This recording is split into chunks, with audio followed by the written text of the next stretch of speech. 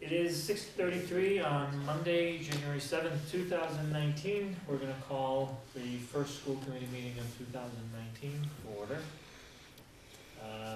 The first item on the agenda is our consent agenda, which includes our minutes from December 17th, donation of computer, and warrant articles 38, 39, and 41, which are being circulated right now.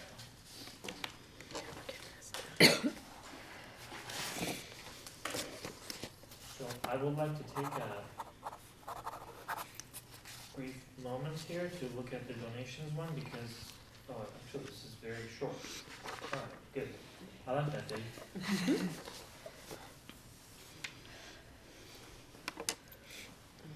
See, donation, 14 laptops, 3 workstations, and keyboards. Awesome. All right, is there a motion to approve the consent agenda? So moved. Is there a second? I'll make it. Sorry. Is there a Second. second? Yes, that was me. Sorry. All right, does anybody need more time to look at any one of the documents? I don't need more time, I just have a question. Okay. All right, please go ahead. In the folder, it's got 38, 39, 41, but what was circulated around was 39, 40, and 41. And 38 was already signed, so. What happened is you signed 38 at the last meeting, Yeah, but it wasn't in for approval. okay. Because I get it too late, I get it late on Monday, and the agenda's done. Okay, so you're gonna do the same thing with Same 40, I thing think? with this, yes. Okay, Is 40 not in the packet? 40's not here, but it was one of the ones we passed on. Okay, so is there a reason why we're not approving 40 tonight? We are. Oh, we're signing it. Okay, so it's not on the agenda, Signing but it will be in 38, 39, 40, and 41. The next meeting, I just wanna make sure I understand what's going on. because I get it too late on Monday, Okay, and the agenda's done. It's all right, so let's just clarify, that 40 is included in the consent agenda, correct? So it's 4 warrants, not 3? Yeah, because 38 was approved, or you were saying 38 was last time, right? It's 39, 40, 41. 38 was approved before. Okay. 38 was approved It was signed. 41. No. at the last meeting. But it was wasn't, not approved. okay, It's done. all right, And you'll get one like that, okay. every payroll. Okay, that clarifies it, but I think that still means that we have 4 warrants that we're approving tonight, 38, 39, 40, and 41. Correct? It's what you're signing, yes, Yes. and they'll We appear already in the, signed 38 last time, because it was a payroll thing, we just Mhm. got out of the way. But we're approving that, on top of it, we have 39, 40, 41, is that correct? No. Next meeting we'll Yeah. have 40 in the Right. consent agenda, so we're signing it tonight. I think we're always gonna have it like 39 that. and 41. All right, thanks for the Next meeting, we'll clarification. have 40. I think it's already signed. Right. Is that the one we just signed?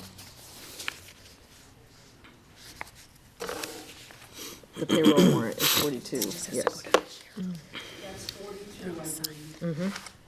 This is 41, And that's 41 and this is 39. and 39. Okay. And All right, so- where's 40?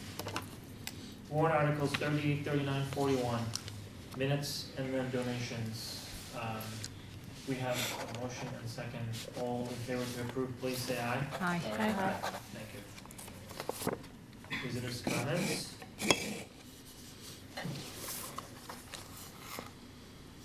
You know, we're just passing by these visitors' comments, but we have to probably find a way to get our visitors. I don't know what that is, but we should talk Well, I would like to brag on the union.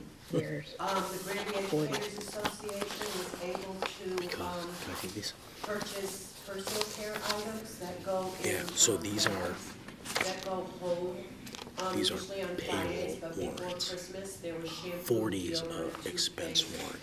and other personal items. which took, pressure off the faculty and whoever to make So that'll donations be- to those items. And could then, just Yeah. donate mittens, hats, socks, This is payroll. scarves. Payroll one. So the committee was able to purchase all of those. And then through the MTA, we submitted to them, there's a grant called Mass Child, and get reimbursement, and should be able to in the spring purchase them again for summer bags that go home with sunscreen and other essentials to go through the summer. That's We great. were able to stuff 67 stockings for Wow. students in need across the district from pre-K to 12. That's Thank awesome. you, That's thank excellent. you to you. But I have a question based on what you said. Sure. Does it mean that in the absence of that, teachers are coming up with?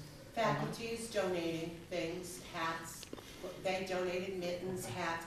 Also, I do know that the PTO purchased a bunch, because I go to their meetings also, and they had put aside some money to purchase gloves, mittens and gloves to go to those children. Donations are great, I just heard the word pressure, so I just, Well, it was, we need, and I don't mean it as pressure, I mean, it was, we need, you know, the personal care items plus the hats and mittens and those kind of things. Well, when the union took care of the personal care items, okay, I hear you. it freed up them to, instead of buy one of each thing, to maybe buy 3 pairs of gloves or mittens. Because we purchased the shampoo, the deodorant, toothpaste and things. All right. I didn't mean it as, you know, No, do I it now. just wanted to make sure that Yeah, happened. okay. So Thank you that's for that. clarified. Yes. Thank you, again, Robin, to you and the union. You're welcome. And like I said, we will be able to do it again in the spring. Well, that's great. Thank you for that too. My pleasure. We have our student representative with us today, Jasmine. Do you have anything to share? Well, I don't have a lot, just because we did have all that time off for break, so December was pretty slow month for us, I should say. You know, we gave you guys that break so you could prepare. Before we left, our Hope Club was selling, I want to call them like candygrams, I'm not sure exactly what they were selling, but it was like a way for like a friend to buy something for a friend and have it kind of delivered to them as like a surprise at school. So that was kind of a new thing that we did this year that we haven't done in the past, so something new.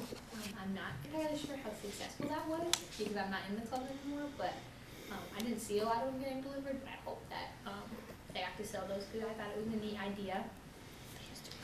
Over break and before break, our winter sports took off, and our basketball teams are actually doing pretty good this year, so it's kind of cool. They're getting a lot of wins, so that's exciting, because especially when you're a senior and like all your friends, it's their last season, you kind of get excited when they keep winning all their games, so that is fun. Over break, you get your typical like work from classes, so every student had to do it that over break, so that's what is kind of happened last week. Was a lot of turning in work and getting ready for quiz and tests that were happening. But besides those things, it's been pretty like steady. We don't have a lot of days off coming up, so we're kind of getting back into like our groove. I know for me personally, coming back after break, it was a very hard transition to go from like going to work and like staying home and doing homework to like going back to school so early in the morning. So I think we saw a lot of that. Like a lot of students were like, oh, like I gotta do this again and push through it. But I think that now that the regular week has started, that we're doing a pretty good job getting back in that groove. So we haven't had a student council meeting yet of 2019. So it should be happening either next Wednesday or Thursday. So I'm not entirely sure what our next event is. But I know we'll be planning our pep rally for February and our spirit week. So that is exciting. And then so far I think all the seniors are just kind of ready for the year to go by quick, because in 2019 we're all really excited to graduate. And we finally have our countdown going up. And I want to say there's like 89, 88 days left, so we're excited. We're flipping off the sheets every day. But yeah, besides that, it's been pretty relaxing at school. Not been too pressuring if you don't have a lot of papers and stuff due like me. You said Spirit in February. Was Spirit Week before Christmas? There was one before Christmas. some years we do it, it's not like an every year thing. We tried to push for a pep rally, but because of like bad timing and like bad communication, it kind of just didn't work out this year. Well, last year we did have one though, so that was exciting. It's like, you know, we do stuff like candy cane day or like dress like your favorite Christmas character and like crazy hat day. Yep, and Mrs. Claus came with her elf and I chased her down the hallway because I love candy canes. So, you know, I made sure to get a few of those. And I took a selfie with her actually, so that was cool. And our Spirit Week in February, and what like at the end comes to a close with like everybody. It's like a competition where like you make your own posters and you kind of do who wins the most games. And every year, usually the seniors win because they put a lot of like time and effort into their poster and stuff. But my grade, we'll see how that goes because we're not known for our posters at Spirit Week. So but I'm excited. My last one is at the GHS students, so I look forward to it. Cool. Yeah. You guys are counting the days and then you're gonna say, well, I wish I had a few more. Yeah, everybody keeps saying that we're gonna miss it. Right, anything else? No. Does anybody have questions or anything? Okay. You mentioned papers and Yes, I do have homework, a couple so papers. feel free to leave anytime. Okay, well, thank you guys for having Thank you me. for coming. Yes. Thank you. Thanks for coming. We'll see See you you soon. next time. Yeah, Perfect. thanks, gentlemen.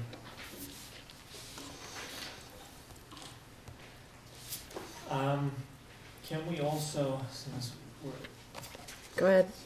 you know what I'm talking about? Mm-hmm. All right. The, SAC, RSAC. Yes.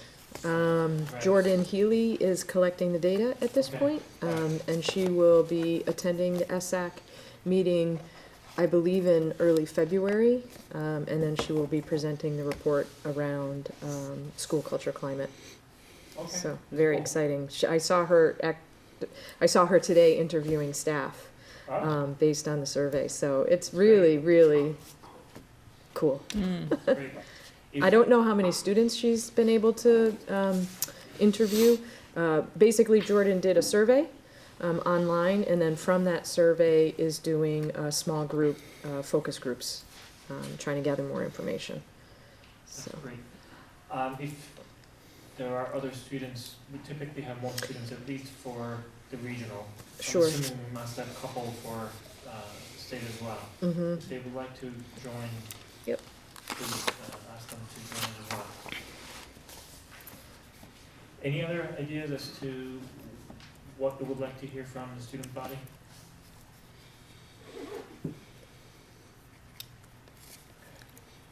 I'm assuming, okay, and Jordan is considered an officer, right, of the student council? She's an officer? I think so.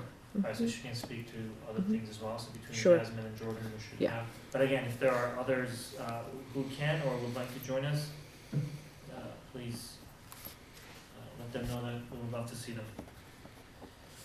Alright, moving on to new business. The first one is our targeted review report, which is the result of the interviews, observations, site visits that representatives and consultants from DESI did last year, March 2018. So about 10 months later, we have our report. We had hoped to have it a little earlier, but there was some good stuff in there. So I share this with you, so I don't mind sharing it publicly as well. For a report that, that took us a while to get. I was hoping that there was gonna be a little more in there in terms of analysis, because the first 10, 15, 20 pages were basically MCAS and other measurement-based information that we typically get anyway. I enjoyed reading the latter half of the report because there were a lot of interesting conversations that they seem to have had that they shared with us with strengths, challenges, and recommendations. And I'm assuming we're going to be doing a lot of stuff with some of those recommendations or challenges that they highlighted, and we're going to celebrate the strengths that they've shared with us. So I just wanted to introduce it with that, but I'm going to turn it to you for your comments on the report. Sure. So the targeted review team spent just about 3 days in district and then came back and actually did some phone interviews. They discussed in focus groups with teachers, with administrators, and also with town leaders, and also with the school committee. We were hopeful and really asking often for when the report was going to be ready. And I do think they took their due diligence in trying to understand the unique situation that Granby is in, and certainly documenting the steep decline in enrollment and the impact in the budget and finances of both the town and the school department. So they spent a lot of time learning from us what our concerns were, but then they also spent a tremendous amount of time in classrooms, observing classrooms and instruction, and came up with several really good recommendations for us. I don't know how in-depth you want to get tonight. At least from my perspective, if there are a few that really caught your eye and you Sure. think are important, Yeah. that would be great to hear. Okay, so the first recommendation was to develop a collaborative effort to address educational and financial challenges in the district and the town, which is something that we really discussed with the team. One of the things that Adam and I have been working on are the timeline for meetings as we develop the budget, and that's linked to their last recommendation, which is to create transparent budget documents. So Adam and I have been spending a lot of time trying to develop that timeline of meetings for not only us in the school department, but us with the town officials as well. And also, I think the subcommittee, the budget subcommittee meeting on a regular basis has been very helpful to keep the communication, the dialogue current. So we're very hopeful that because the town participated in the review and shared their thoughts, that we can come to an agreement on some of the things we've been thinking about, which is regular meetings with the town, whether it's select board, finance, and the town administration, or just the town administration, the town treasurer, Adam and myself. We've also, as we've been talking here, requesting a select board liaison to work through some of the questions that the select board may have of the school department so that we can be very clear. We're not trying to be obtuse or opaque. We are trying to be transparent, but if we don't know what the questions are, then we can't answer them. And so we'd like to stop that, and a liaison seems to be a good way to open up that communication, that if there are questions, that they can come directly to us and we can sit down and have the conversation about, you know, how we conduct ourselves, which is different than municipal financing. With regards to quality of rigor in classrooms, one of the findings was that there were some classrooms that were very rigorous and demanding of students, and then there were other classrooms that weren't so demanding. And so what we've been doing as the leadership team is we've implemented learning walks. So we're going around into the classrooms, observing instruction, observing student behavior, and then talking as a team about what we're seeing and how that may impact us, particularly as we go into budget for, do we need professional development? Do we need some curriculum work groups? Do we need some professional development work groups? And how can our work with the learning walks help principals in their buildings with their instructional leadership teams really start to hone in on rigor and differentiation and making sure that all of our students are growing and attaining at very high levels.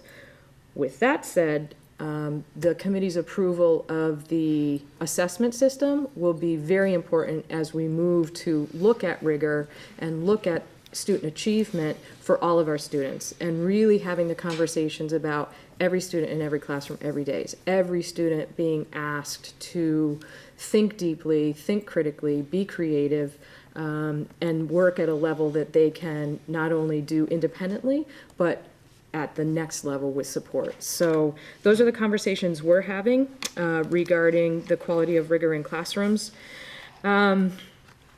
We've known this for a while, that we are not achieving consistency in the ed eval, and that we have not implemented ed evaluation consistently district-wide. So this year, one of the things that they said was that we are in the early stages of taking action on ed eval. So we have developed a timeline tracking form for principals to use in their schools, so that they are tracking evaluation. And each of the principals has done professional development, so we're very clear about what the expectations are for teachers as we're working through goal setting and giving evidence, and then having our post conferences and our observations of instruction in classrooms. I also think that one of the things we're doing is we've established an ed evaluation work group. So we have teachers and administrators working together to go through the ed eval system to see where we're not clear, so that we can, again, provide professional development or provide support so that everybody understands what it is that we're looking to do in ed eval, which for us as principals and instructional leaders really is about having staff look at data, identify a problem of practice, and then have a plan where they're working with either a team of teachers or with their administrator to actually improve their practice and have an outcome in student achievement. So again, going back to the assessment system, a big reason why we don't have a quality implementation of ed eval is because we're missing a piece of that assessment system. So we have sort of two prongs, I think, that are going to come together and close this year around ed eval. One is the timeline, helping us hold principals and staff accountable, and then the other is the assessment system. So we'll have, student achievement goals, we'll have professional practice goals that are aligned, so we're excited about that work. The big nugget really is, I think, the poor condition of Granby Junior Senior High School. We've known about this, and I think really our work around how do we have the conversation with the community and come to some consensus about moving forward with the facility at Granby Junior Senior High School, and the programming at Granby Junior Senior High School. So I don't have any next steps yet. I'm hoping that's something that we'll discuss. Right. Any other comments, questions?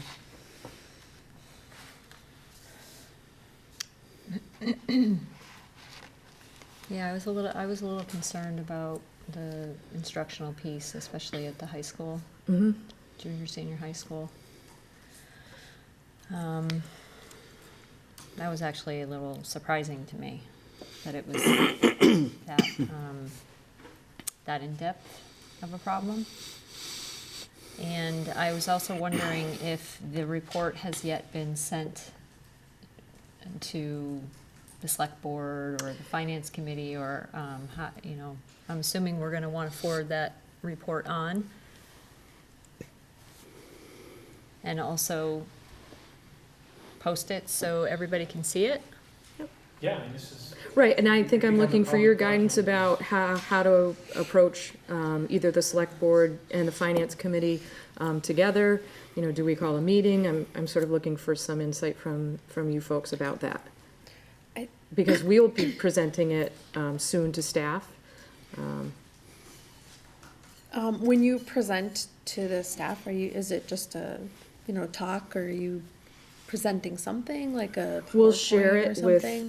everyone, and then most likely a PowerPoint that goes over the major findings. Okay. But also, I think, a work group mentality where, they can get in and give some recommendations about what they see could help move each of these indicators.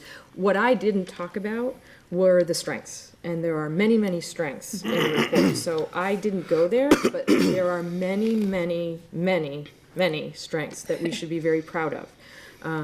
But the report really can help us highlight areas that we can make significant improvement in that will lead to student achievement gains. We've been talking about our MCAS scores, particularly our are proficient and, or now it's meeting and exceeding expectations, really expecting more of our students to exceed expectations. How do we get there? More of our students should be in that category, and having that conversation with staff. As I read through that data, excuse me, I was kind of surprised that there were significant gaps or spikes up and down within, like from one grade to the next. When they were talking like these 3 grades, the decrease was like 15 and 16, but then in this 3rd grade it was like 30. Do we have any idea what's driving some of those like really bizarre spikes within those groups? One of the things we talked about was the transition to online testing, and our students had really no history with that, and had really limited technology access. So the Chromebooks at the elementary school, we're hoping will alleviate that. It was one of the spikes. We were concerned that it was basically because it was the first time the kids had ever taken an online test. It would be conjecture unless I went in and had a specific grade. The tests have changed too recently. We were taking legacy, then we did next generation. So it is difficult, and DESE warns us not to compare year to year, especially during this last 3 years. But then they just did it in the report. And then they just did, I know, they just did it in the report. Yep. Also, the children in the 3rd grade at West Street last year, one class would take it, do their MCAS on the computer because the lab wasn't big enough for all the 3rd grade. And then another day, somebody, the other class would take it. It was taken, not in consecutive pieces. I don't know if that attributes to anything. Well, the reason I brought it up is because when I read the report, I'm thinking as a parent, that's going to be information I'm going to look at, and we're probably going to get some questions on that. Mm-hmm.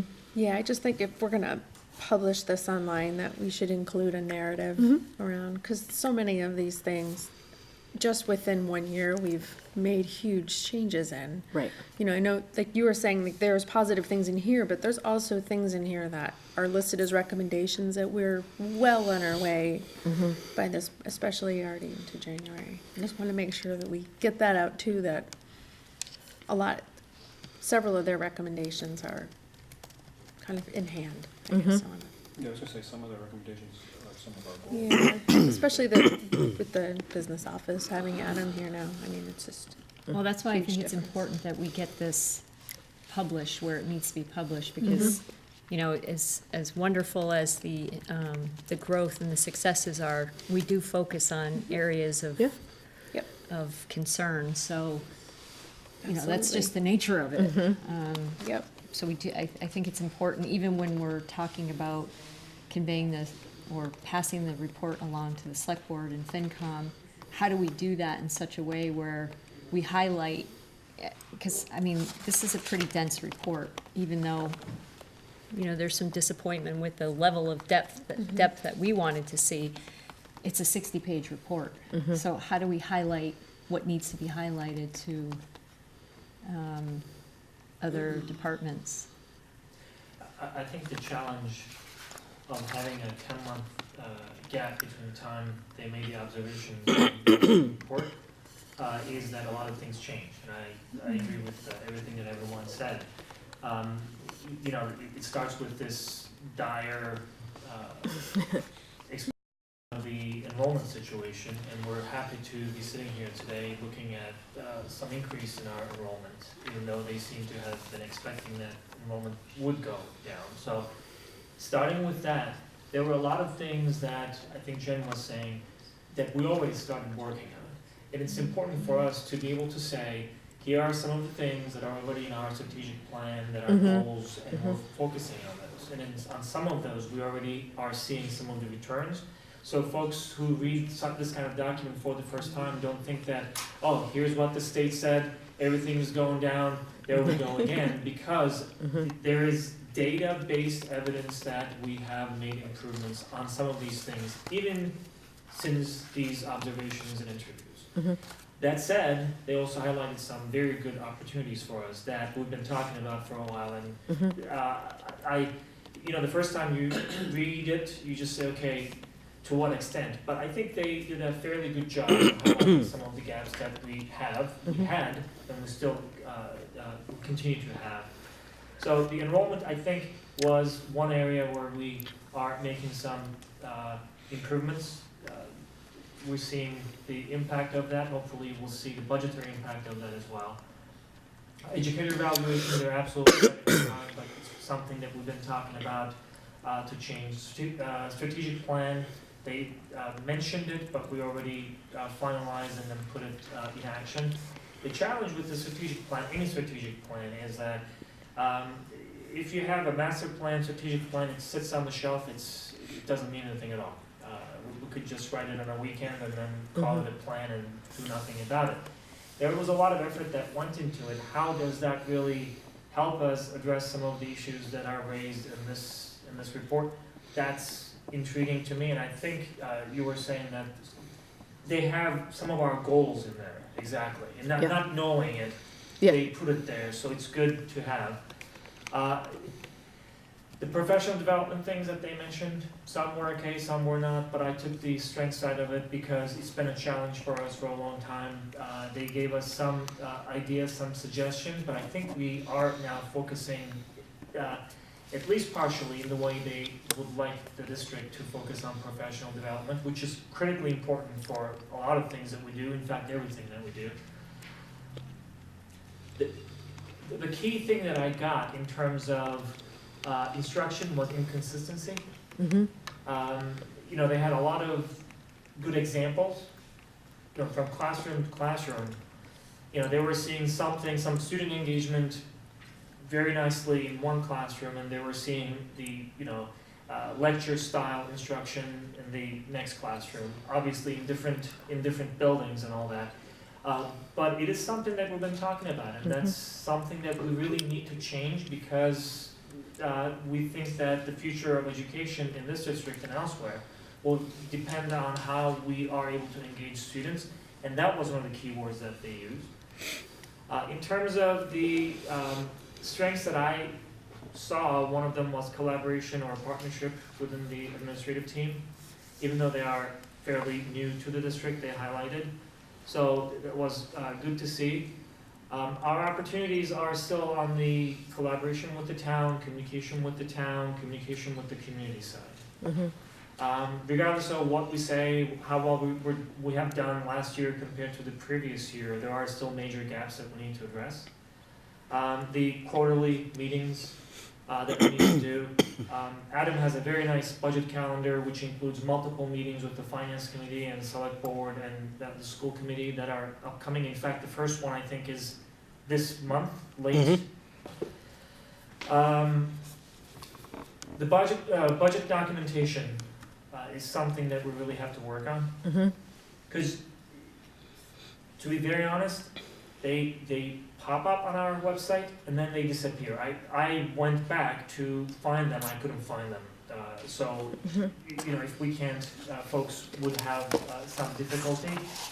And in terms of the communication with the town, and Cheryl, this is no surprise to you, I know, but we have to find better ways of reaching out to the community. It's not just social media, it's not just the website, even though those are going to be important for us. How do we really personally engage members of this community in the school district? That's going to be important. It's beyond the school families. We've got to Absolutely. That's a great point. It is beyond the school. So I think that's where the disconnect is when we go to a town meeting and we're presenting.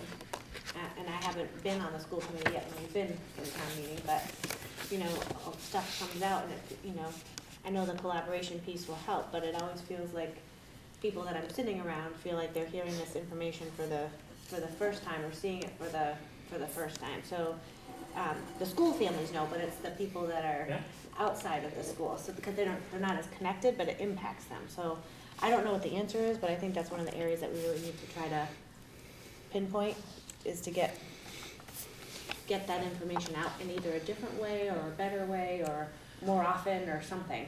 Yeah, and here's the thing, whatever they are pointing here, whether it's strength or challenge or, the recommendations that they make, they are all reflective of things that have been around for many, many years. So if we think that we're gonna be solving all of those in 1 year, that's not gonna be realistic either. One challenge in problem solving is just waiting for that big thing to come and then, we implement it and then we solve the problem. We should start doing those little things that we've been talking about, whether it's through the community relations subcommittee or the budget finance subcommittee or, the handbook that is put together from onboarding to explaining what the school committee really does. All those things are small pieces of improvement that we're putting in place, but we should not hold on to it. We should just start sharing those things as we make those improvements. I'm sorry, can I interrupt you? Absolutely. Once upon a time, there was something called boardroom briefs. I don't know if any of you remember it. It went out and it was what was happening with the school committee and from the superintendent, and it used to get published in the Sentinel. Now, I'm not saying you need to go that route, but it let people in the town know, as it was published in the Sentinel, boardroom briefs. The high school had Spirit Week, the school committee spoke on this, and these were the highlights from the school committee. And that was the name of it, boardroom briefs. I don't know if you wanna go that way, Do you remember Chalk Talk? Also, we had, I was I gonna remember go that. there next. We also had Chalk Talk, but the main one, where my emphasis is coming from, is the boardroom briefs. You're talking about, people saying, at, town meeting, well, I haven't heard of any of this before, where a lot of these issues were mentioned or highlighted in the boardroom briefs, published in the Sentinel. I don't know if that was a cost. Kathy, do you remember? There wasn't a cost. She knows what I'm talking about. We've both been here since the school started. But it was those kinds of things that the town was made aware of. And, little bits and pieces of what might be happening in the school, that a lot of the boardroom briefs were exactly the things you're mentioning, and how people didn't know, but they did know because there it was published in the paper. And Chalk Talk used to have a corner, boardroom briefs in Thank the, you. because we used to print it in Quai's graphics. It was like, it was an assignment. Oh, well, you've been here a long time too. Yeah, back in '92. But we used to do that, and it went to every resident in town. Yes. So it went in everyone's mailbox and P.O. box. So But, there was an expense with the mailing. Whereas if it was published in the Sentinel, But not everyone reads No, the I know. Sentinel, I but know. that Chalk Talk, I mean, I know it was a huge expense, I'm sure, with I think- paper and. But the Sentinel might be a good solution, because the people, I think, in town hall or in town meeting who are missing the information tend to be Are the the folks people who are who picking read those the up. Sentinel. Yeah, because the other people who tend to come in that are informed are sort of the social media people, and I think we've been really good at that. I think we've been really good at sort of in the past, we've been really good at monitoring. I used to be really watchful of the groups on Facebook and responding, and I had deleted my Facebook, but I'm back just for the school committee, just to kind of maintain that bridge of information. But maybe the piece that we're missing is the folks who are returning to paper and deleting their Facebook accounts and groups. That's what's but up. the boardroom briefs Yeah. was very informative. We didn't know word for word what was said here, but the highlights and the gist of what was going on. The boardroom briefs, I think, was great because it was limited to one sheet of paper. It was the highlights. It wasn't There you go. something, so, Dave remembers. instead of someone reading an entire packet of minutes. Or watching. agenda, Or watching, an hour, they had one sheet of paper with the highlights. It was limited to usually 3 sheets of paper. The Chalk Talk was kind of the precursor to the school webpage, even going back to the 1980s and the early 1990s. So that content did not go away, it just got moved to the school webpage. Yeah, I just think one of the bonuses of Chalk Talk is that every family got it in their mailbox, and yes, every family has access to the webpage, but the people that are driven to the webpage are school families, whereas people that were getting something in their mailbox from the school as a newsletter, and it always had other sort of community events in it, or at least when I was helping put it together. That could go in the boardroom briefs, you know, upcoming events, one small So, one. this is a great conversation, and I think that's the reason why we have these subcommittees, and I think the community relations subcommittee is a place where we can start talking about some of these things. But again, just going back to what I mentioned earlier. Yes. We should not wait a long time to start doing some of these things. And whether there is a cost to those, we should talk about that, what it means. If we can't reach every single mailbox, which the cost, what is the next best that is available to us? Whether through a combination of website, Sentinel, printing things out on a printer and putting it at the senior center. We can find different ways to reach out, but again, I think if we can start with our subcommittees and then we start implementing some of these, something tells me that we have a lot of good opportunities ahead of us that we can focus on. The one thing that was alarming, like Deanne said, was that focus on the high school building, and you mentioned it too. That, I think that is the biggest piece. Even though it doesn't look that way in the report, that is the most important because there's a lot of costs associated with that. Even that, I believe, can be addressed in different ways, in smaller pieces. Yes, there is this trigger and all that we've been talking about, but also based on some other conversations, my understanding is we may be able to carve out small projects and focus on those. Let's find out what those are. I don't know what it is. But let's just find out what those might be, and that's an opportunity for us. The last thing is about, again, going back to the strategic plan. I would suggest that we spend a little more time on this report and see what elements that are highlighted directly align with the existing strategic plan already. Those are the good things that we can immediately address because we need to implement our strategic plan anyway.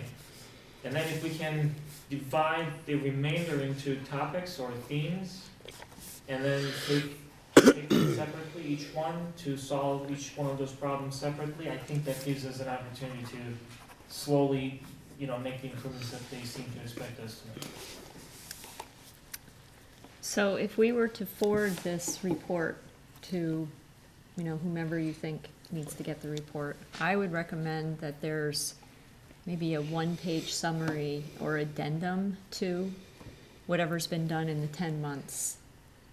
Like a response so that, or something. like bullet points of what has already been specifically addressed.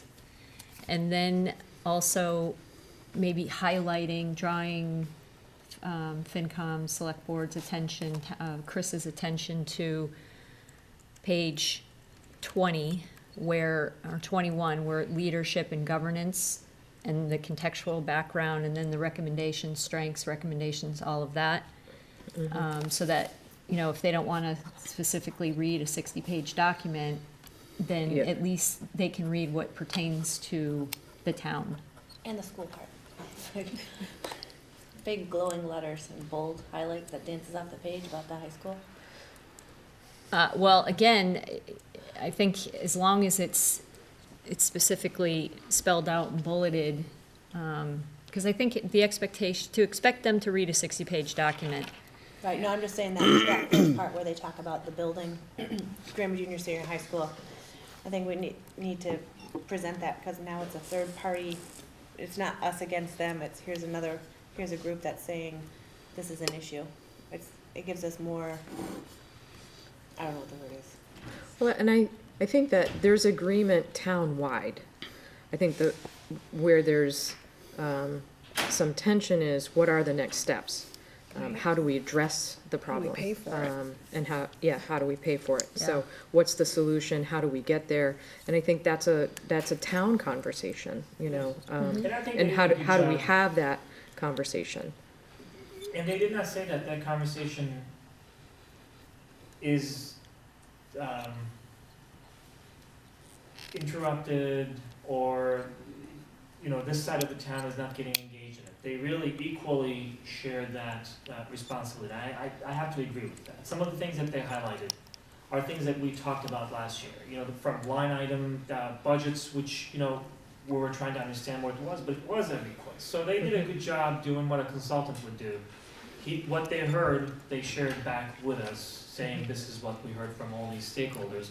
So it's good, it's an opportunity. But some of the things that they mentioned, even though there are recommendations, it seems to me because they did not understand the history behind it, you know, saying that you should get together and just look at the budget, well, you know, that doesn't really, you know, it's not a recommendation, it's basically saying, it's a starting point for anything. So those are the things that we need to pick up, and we need to find, we need to first determine what those mean to us, and we need to find better ways of addressing those problems. Those recommendations are not gonna get us far, because they don't really go deep enough. I don't know, somebody said that word too. It's not deep enough. But again, we can't do all this stuff in one sitting. The other thing that we may wanna do is, after we share this, if we can give people enough time to read through this and, you know, the changes the last 10 months or so with all the initiatives that have been taken, let's invite them for a conversation. The community, the town committees, so that they can ask questions. It's not like, hey, you know, here's a report and here's what we've done and we're sharing it with you, but how do we really get them to read through and then ask questions? Because there are probably some things that they will catch and we may not be seeing it because we're talking about these things day in, day out. You know, the most important for me anyway, that stuck out for me was on page 24. And it's number 1, and it says, interviewees told the team that it was not unusual for major program and financial decisions to be brought to the floor of town meeting without the benefit of prior in-depth meetings, conversations, or deliberations between district leaders and town officials. I think that says it all right there. That this is an opportunity, and it's right there in black and white, you know, for us to correct so many things that happen on town floor, that if we did have the benefit of following a calendar and having a more collaborative approach to how the district is run, we would avoid so much of what happens on town floor.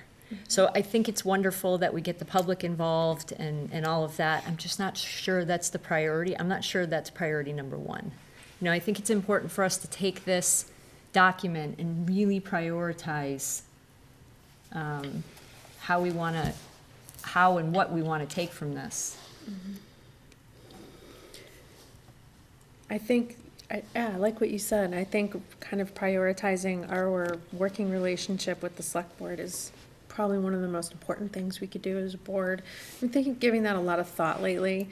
I just, you know, I think if we can do what we've been wanting to do, which is successfully manage this trust and transparency between the town governance and us, I think that will go so much further than chalk talk or all these other great things that we should still do and we should still pursue. Right. They're all worthy causes.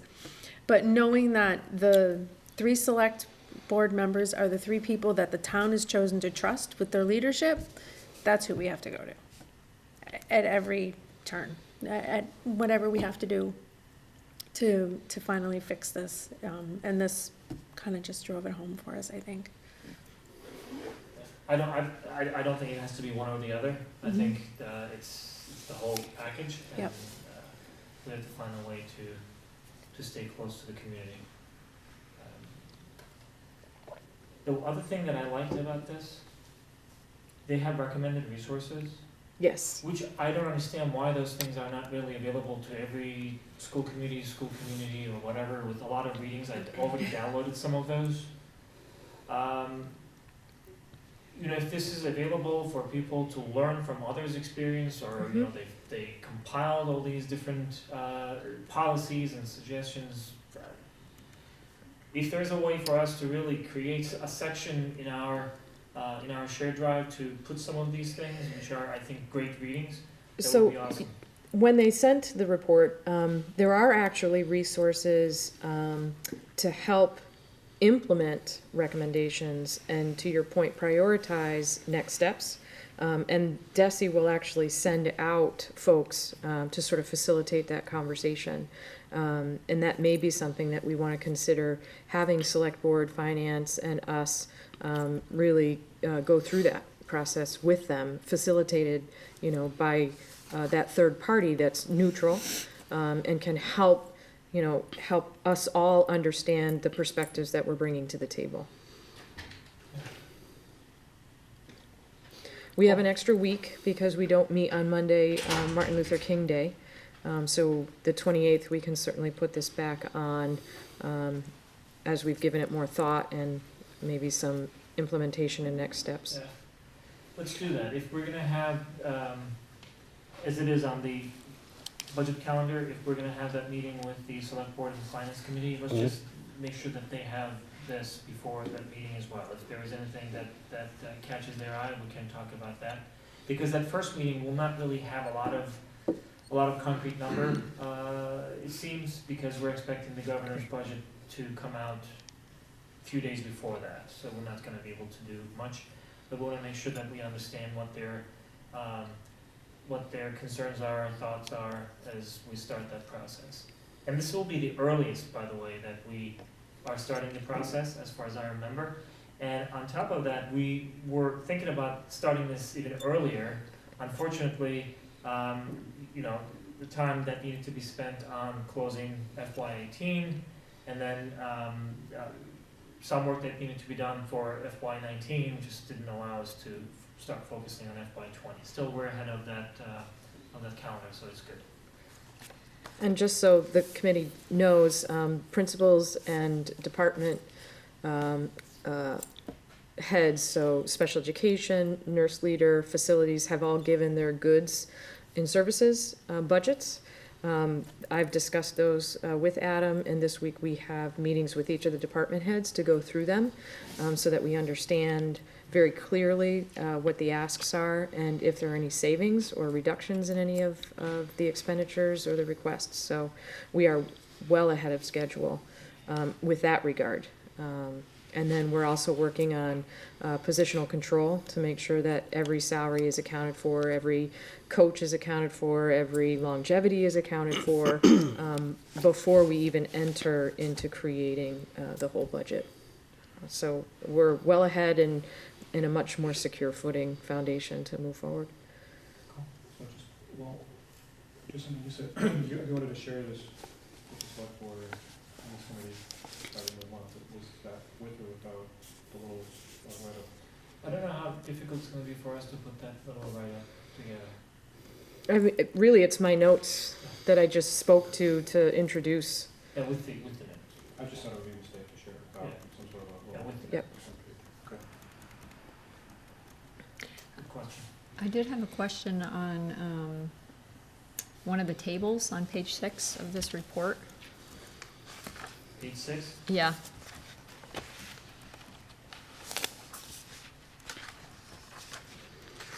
Oh, it was more, I guess, wanting to understand some of the numbers a little bit more. Mm-hmm. I was looking at chapter 70, state aid. So this is the 5-year change for Granby as compared to the state. I'm on a Numbers. different page.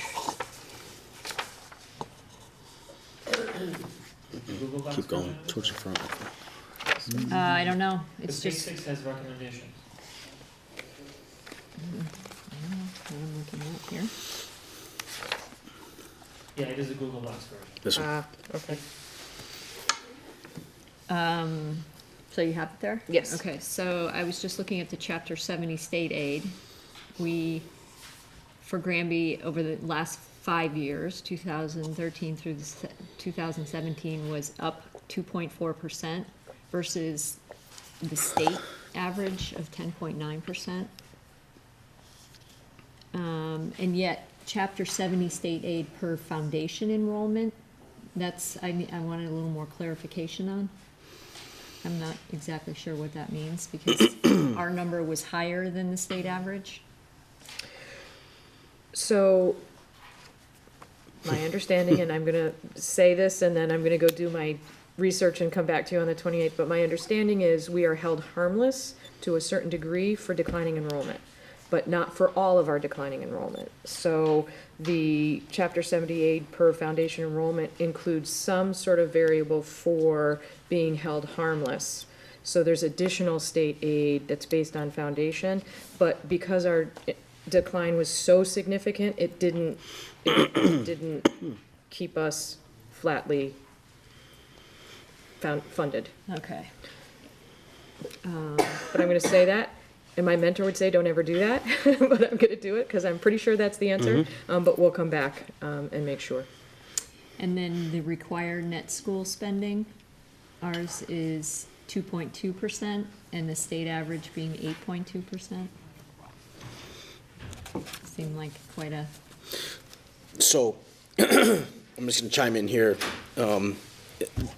This, if you look in the bottom in the small writing, it says sources, district end-of-year reports and Chapter 70 program information on the DESI website. So they're obviously getting this information from the end-of-year reports that we submit, and there obviously has been some history on our numbers agreeing with town numbers and making sure they're classified correctly, et cetera, et cetera. So, all they're doing here is using our numbers that we submit. I would just caution everybody that with the history of the end-of-year report and miscommunication between us and the town, I would assume some of these numbers that we reported in the past might not be accurate, but, you know, they're yielding these percentages that might also not be accurate, so. so I'm interpreting this as the town gives us 2% more than the minimum net school spending. We spent 2.2% more than the required net school spending And the state average was over 8%. of district spending over Right. net school spending. Okay. Correct. I would look into that, because that's a great point that you're raising. In terms of terminology, required net school spending is before anything else that the town adds. That's net school spending.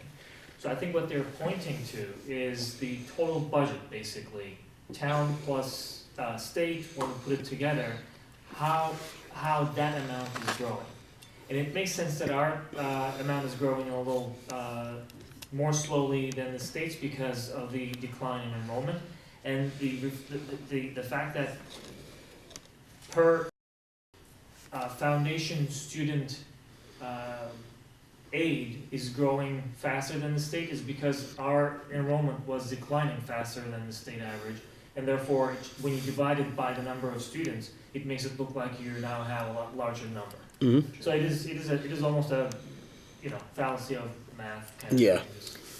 Well, that may be true, and that's why I wanted to bring this up, Yeah, no, because that's a great question. when you look at these numbers, you're looking at a table that looks official, right? So Yeah. I don't know if we need to provide some narrative around this as we pass this report along. Because when I looked at it, I was like, this, if this is true in some areas. Right, well, and a good example is the FTEs. The narrative that the school department hadn't reduced expenses with declining enrollment. That's not true, this to matches have up reduced perfectly. FTEs by 28.5%. That's significant. And so I think this does help us all understand some of the history, and we can have that open dialogue and conversation about, no, actually, we have done a substantial amount of realigning of resources, reducing in certain sectors because we've seen the decline in enrollment. I think part of our struggle is that we are perceived as always asking for more, when in reality we're asking for what it takes to educate children. And I think part of what's in this report, is particularly with that kind of table, is, you know, the state is, in general, as I've said before, and our local communities spending more. And that the towns have made that decision to make up for a reduction in Chapter 70 or a reduction in required net school spending or increases in healthcare costs or special education costs. The town is making up for that with municipal expenditures in the school department. So I think that this will help us have that very open conversation, and also for the school department to understand more about where the municipality, where the town is in terms of its vision and the expenses that they're going to be incurring over the next, say, 5 years. We're not the only ones with infrastructure that have issues. So I think understanding and coming to the table so that we have that 5-year plan, a 3-year plan, a 5-year plan, a 10-year plan. You know, my hope is that declining enrollment has stabilized and that we've reached sort of a saturation. So if we can keep school choice and resident enrollment, now our declining enrollment isn't the issue. So how can we fund sustainably long-term? And that's the conversation that I think we need to start having moving forward. I wouldn't put a lot of stock into these, this chart anyway, for a couple reasons. One, it matches us up against everybody else in the state instead of kind of a cohort that we're, I would say, similar to. I had that same thought. You know, I mean, so you this have a is across Worcester, the a state. Springfield, a Right. Boston in these numbers, so it's Exactly. not really Right. apples to apples. Secondly, again, these numbers and percentages come from financials that we provide them, and then later on in the document, they said there's a bunch of confusion around financial documents. So, yes, the chart looks nice, and it puts, you know, it summarizes some information, but I don't think we can put a lot of stock in it because I don't believe these numbers tell the story. Again, this is comparing us to the rest of the state, which obviously is not.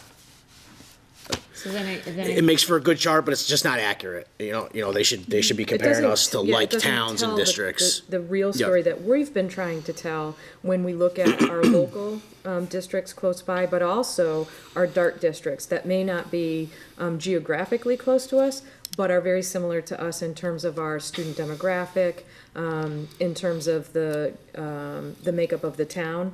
Those districts are harder to find, but they are out there. And then I think having conversations with the other towns about how are they looking at expenditures, resources, working with the town to come up with solutions long-term. Everyone's seeing declining enrollment, so how are we moving forward? So I was thinking a lot of these things that you're verbalizing now. But I was also thinking, as we forward this report, if we don't provide some context around it, the numbers are gonna speak for themselves. It's really that simple.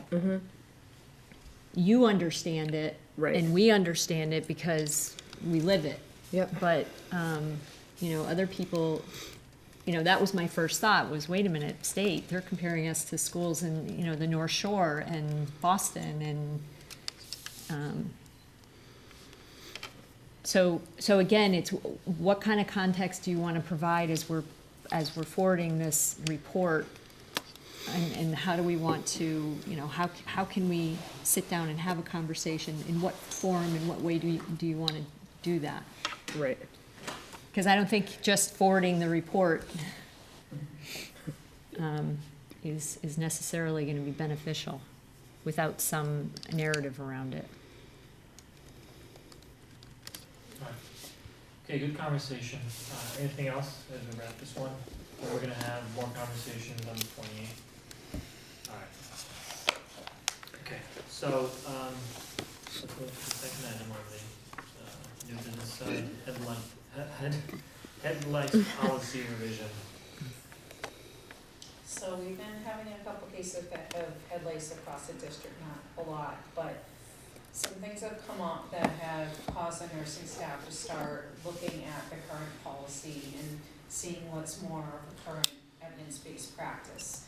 So we looked at the EPA, the Environmental Protection Agency, the American Academy of Pediatrics, and the National Association for School Nursing. And based off of some of the things that are happening, we're requesting to see if it's possible to have the policy revised so that we're no longer doing mass screenings in classrooms, as well as sending classroom-wide letters home, because we're finding, and the evidence is stating that it's adding stigma to the students and the families with the head lice. And the mass screenings are also not showing to be any more effective in finding any further cases of head lice in classrooms.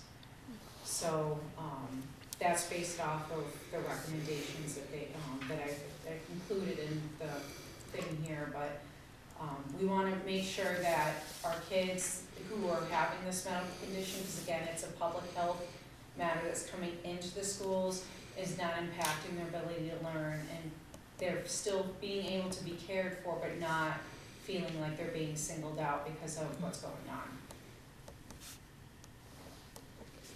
I have to say I'm a little bit torn as a parent. I just kind of want to know that I should be looking out for it, like doing a screening at home. So I don't think it necessarily needs to come from the particular class, but maybe at a school level, because then you're not going to know which class. And I'm fine without doing the mass screenings. I think that's fine. But I also think that if, as a parent, I don't know that there's lice in the school, then I'm not going to be checking her as religiously as I might. And then you're compounding the problem, because it is going to go from kid to kid. I mean, that's how it gets passed. So if you're not aware that there is an issue in some way, you're prolonging the outbreak. So I think that maybe it's just a general letter that, you know, not grade specific, not classroom specific, not a class mass screening, but in some way, shape, or form, we should know if it's there, because then you're gonna be a little bit more diligent than you would be normally to just look out for it, because I wouldn't want my kid to have it and it be a real infestation because I wasn't aware, you know. But I think what you're saying is that regardless of whether we have these mass screenings, we have a way to detect and address the issue. Is that Yeah, what you're most of saying? the time, either the parents have found it at home, or they're bringing the kids in after treating the kids, or the staff is saying, you know, so-and-so is complaining their head is really itchy, can you just take a peek? Most of the time, the kids have dry scalp. Sometimes we're finding it. Sometimes there's a complex issue where a parent is treating it at home and the kid may be going to another household. You know, parents might be divorced or they're going to grandma's. Things may not be effectively treated, so it takes a little bit longer, but it's kind of a mix. But again, we're trying to reduce the stigma. So I personally don't have a problem with doing a school-wide, but I do have concerns about classrooms because of some of the issues that we are experiencing in the district. And then, just my own experience as a school nurse, not only in Granby, but in the other places I've worked, making sure that we're not embarrassing that child and that family more, especially, social media things fly. And I absolutely agree. I just think that you should have the right to know as a parent that it should be something that you're looking, just like you would send home something about strep throat, or you would send something home about the flu, or you would send something home about hand, foot, mouth. It's like you say, it's a medical issue. So as a parent, you should know that there's this medical issue that's affecting the school. You just sent something out from the nurses about, hey, if your kid's sick, make sure that they stay out there, fever-free for 24 hours and no medicine. And I feel like it's the same kind of thing. It's a general awareness. And I feel kind of strongly about that. Clearly, no one else is saying anything. I'm dominating the I just conversation. figure if your kid's head's itchy, you look and see, and if they have eye lice, you treat it. I don't see that the school necessarily even needs to be that involved. I just think if it's I mean, there- I have treated my own children for head lice and never even, it's a personal medical thing. It's not, that's where I come down on it. Well, I feel like strep is I've too. never it's as contagious, Yeah, but strep can turn into an infection and kill you. Head lice just make you a little itchy. But that's why I'm not saying anything, because I tend to be a little bit type B about that stuff. You say that this, the background information, are current policies out of date? for the current evidence-based recommended practices. Does it mean that all other school districts have already abandoned this practice? It's meaning that from these organizations, and every district's different, there's some places that are still having, if you have NITS, you can't be in school. It's different across, I guess you could say, the state. A lot of people are starting to shift gears and not be doing mass screenings anymore, not sending class letters out because of this in the recommendations. The last district I worked in, we did not do mass screenings. I had 400 kids in the building. There was a select group that I checked every week because they were chronic, but it wasn't something, I didn't have time when I was seeing 70, 80 kids a day to be checking, and it wasn't effective. So, again, it varies from district to district and what the community is supporting, but these professional organizations that support the work we do are making these recommendations. And they have studies to back that up. I hear both sides of what we're hearing from Jens. On one side, it is a personal thing, and when we think from our perspective, if my child's scalp is itchy, you would look at it. If there is something, you would take care of it, right? Yes. So it becomes a personal thing from that perspective. But, chances are family may not know, understand, care, whatever it might be, right? And if that child is in the school district, then it would be really helpful if there was another safeguard. What I'm trying to understand is whether or not you believe that if that happens, the second scenario happens, that you think you have a way to identify and get in front of it without doing the mass screenings or class letters. Well, when we identify someone who has had head lice, whether the parent's bringing the kid in or we are finding it here in the building, they get sent home with education. We talk to them when they pick up the students, so that they're aware of what they need to do. When the kid comes back into school after being treated, we are checking them again, reminding the families of what they need to do, and we will continually be rechecking them to making sure that, again, because most treatments take 7 to 10 days before you can retreat again, that they're following what they're supposed to be doing. And the nurses are really good about it. They will be checking siblings and any other family member that may be in the district, like if their cousins are living with them, we're checking the kids in the household or in our schools. So they're getting that, and if we're noticing that things are not clearing up and more cases are popping up in the classrooms, then we can send more, a school-wide letter home, or we're not going to be mass screening the classes. Am I?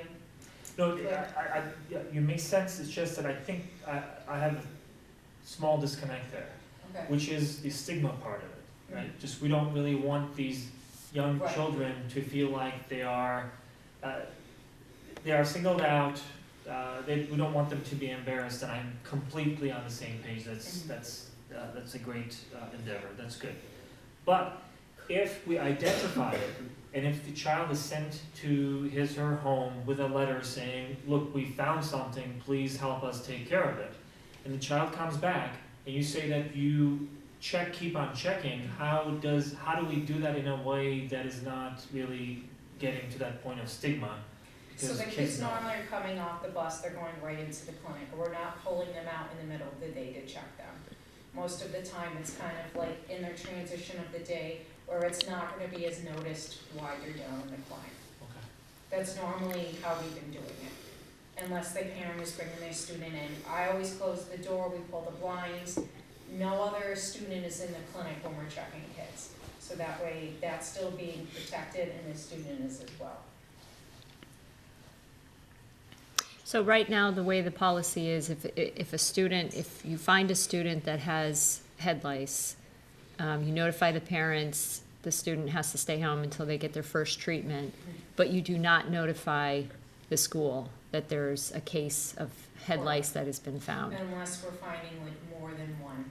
And what Jen is saying is, I think what you're saying is, if that was the case, you would prefer that a school-wide letter gets sent home. Yeah, I don't think it needs to be mandatory to the class, but I think I'd just feel like I would like to know so I can be more diligent for my own kids, because I don't want it to go through my house. I've had to deal with it. It's a pain in the butt, you know? I don't wanna have to worry about it unnecessarily, you know? And I just feel like I don't know, I'm probably all wet on that, but I just feel like it's one of those things, you send it home for strep, that could be, you send it home for the flu, you send it home for hand, foot, mouth, or all these other things, and it's the same kind of thing in my book. It's a medical thing. Someone's got it, watch out for it. And I feel like it should be the same message. Someone's got the pukey bug, watch out for it. Someone's got head lice, watch out for it. It shouldn't be a stigma, it should be, So do you This is the thing. send out notices when somebody has a Normally, stomach if bug, it's, or? If we're seeing, like, starting to see an epidemic, that's normally when the letters are going out. Like, we had 3 students come in with fevers last week, and that's why I sent out the Connect Day. Because the nurses are starting to see kids coming in who are sick, they're being given medicine, and then later on, we're calling the families and finding out the kids had a fever and they're still symptomatic. So she is saying that. I think you guys are speaking the same language. she's We're saying just no not letters. No, we're what not- she's saying is that if there's more than one case, and there are a few cases, that's when a letter goes out, but not when there's one case. right, but you're saying it doesn't matter if there's 1 case or 10 cases across the school, there's no letter for the stigma. That's what this says. Correct. So she's saying no letter whatsoever with this, and I'm saying if there's 1 cases or 2 cases, I think it's a kind of a heads up. If we put it around the same parameters of whatever the illness notification that goes out, I'm fine with that, but I still feel like it's in the same ballpark as any other thing that we're notified that's a medical issue. Like, you know, if there's, I know that I've seen them come through, there's a stomach bug in the 2nd grade, please be diligent, watch siblings, watch kids. I know I've seen it about hand, foot, mouth when she was in kindergarten. I know, you know, both of them in kindergarten. I know I've seen it for, you know, there's strep throat. We just got one about strep throat. The difference, though, is that head lice is stigmatized, and strep throat isn't, I understand, and but a it's still a stomach bug medical issue isn't. that's contagious. Yeah, I don't know. I guess I do take a slightly different view on it because it is slightly different. You know, I don't know. I see both sides of it. I mean, you don't have to coddle to me. I'm okay if people disagree, but I'm entitled to my opinion, and I feel like I know a lot of the parents that I'm social with and friendly with are gonna feel strongly about this, that they're gonna want a heads up, and I don't feel like, I don't know, I'll just shut up now. How would you feel about a generic letter at the beginning of all of this illness season and say, it is the time of year when strep throat, and then give, you know, watch for head lice, please talk to your children about not sharing and da-da-da-da. Hand, foot, and mouth.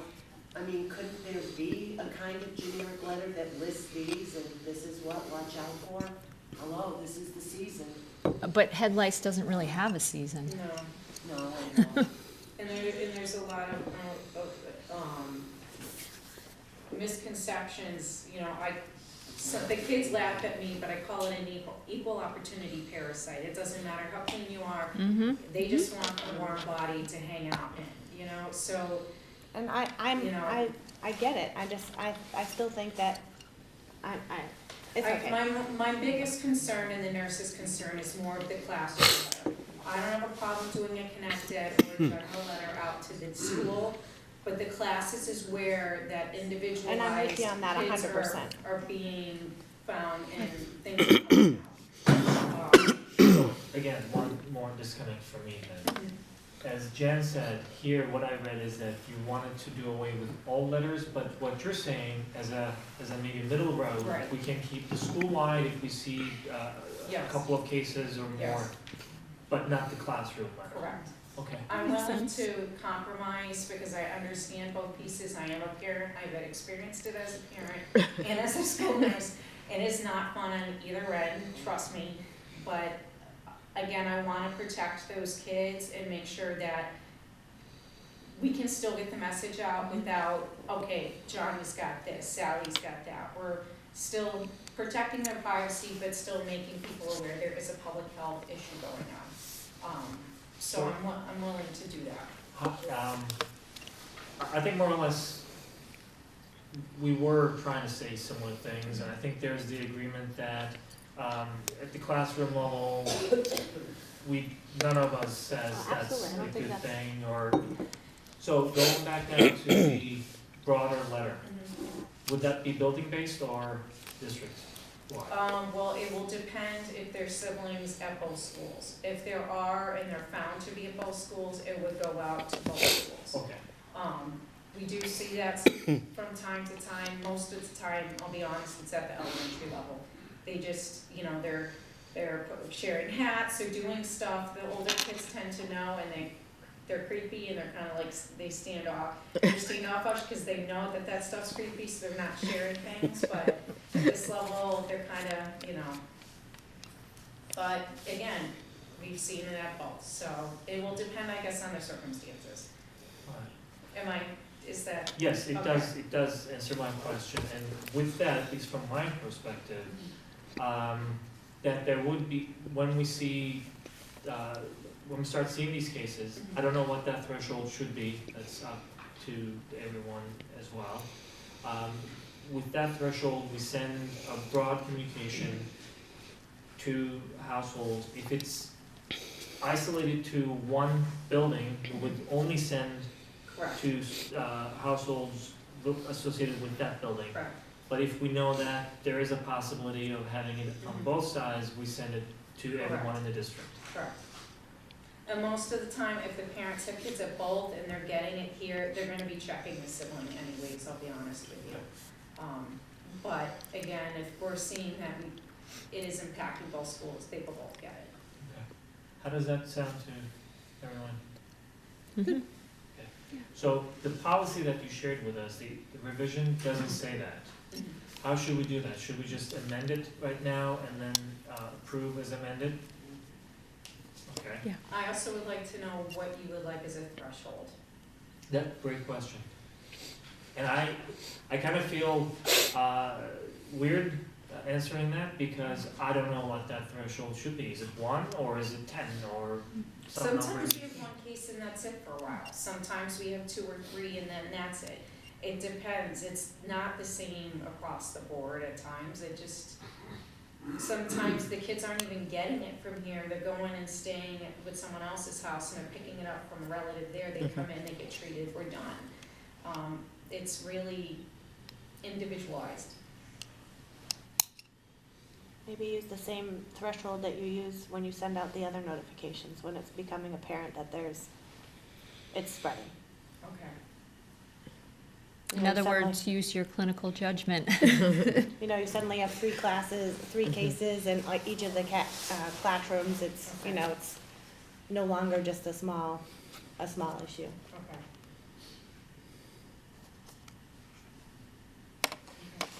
So, the revision being that there will not be any class letters, there will not be mass screenings.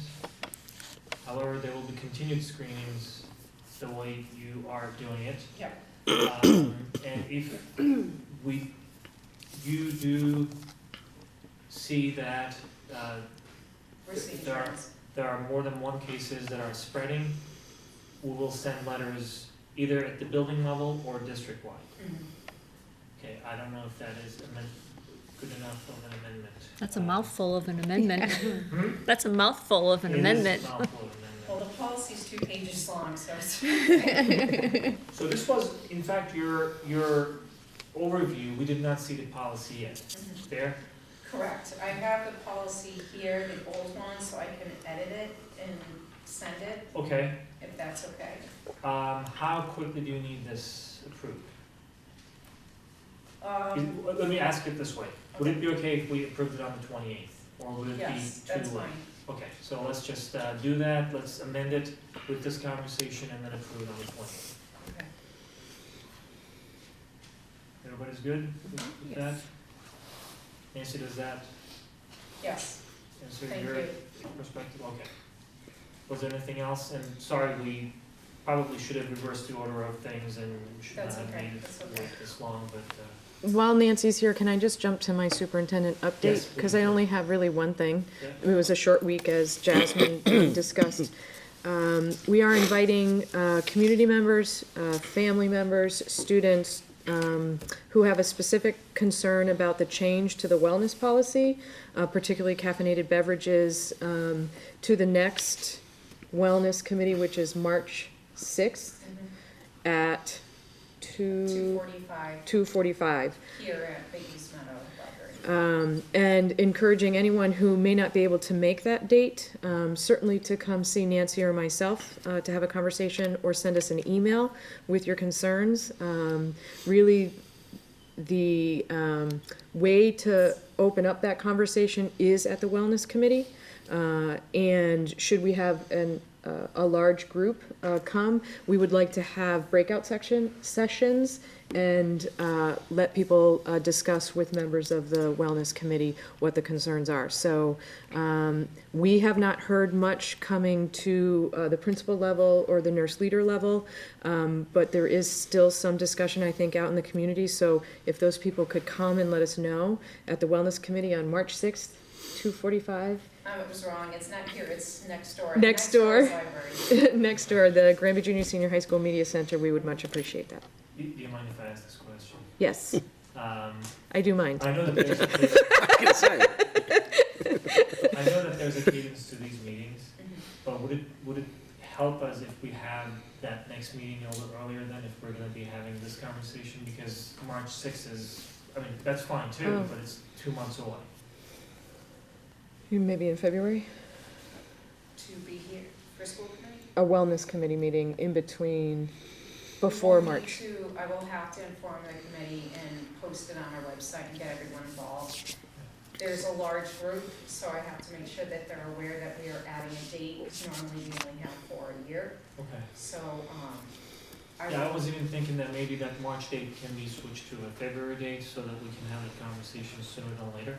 okay, I'll do my best to see if we can get that Okay. scheduled, prior to vacation.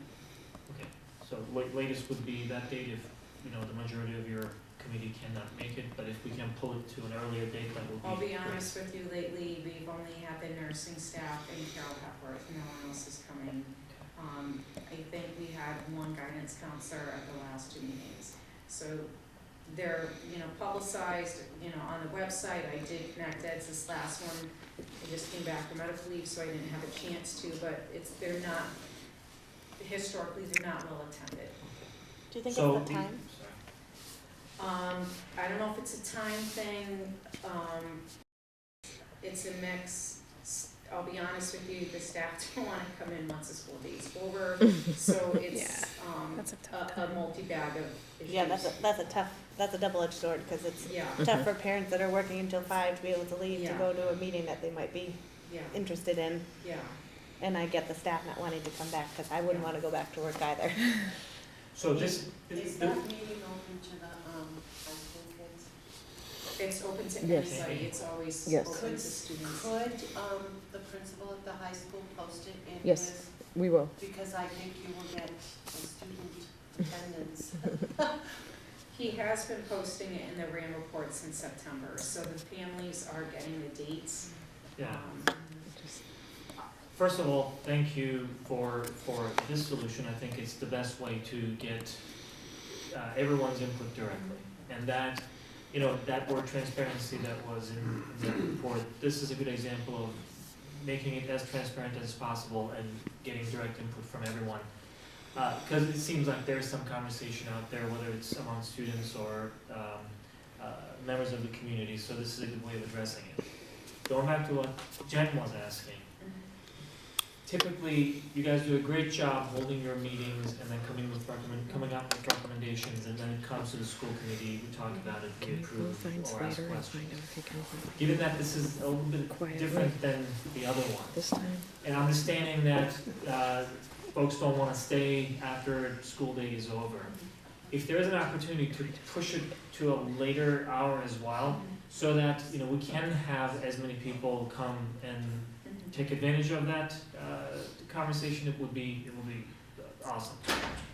And especially since you're mentioning that there's a core group and we don't really expect a large group to be there from the wellness committee side.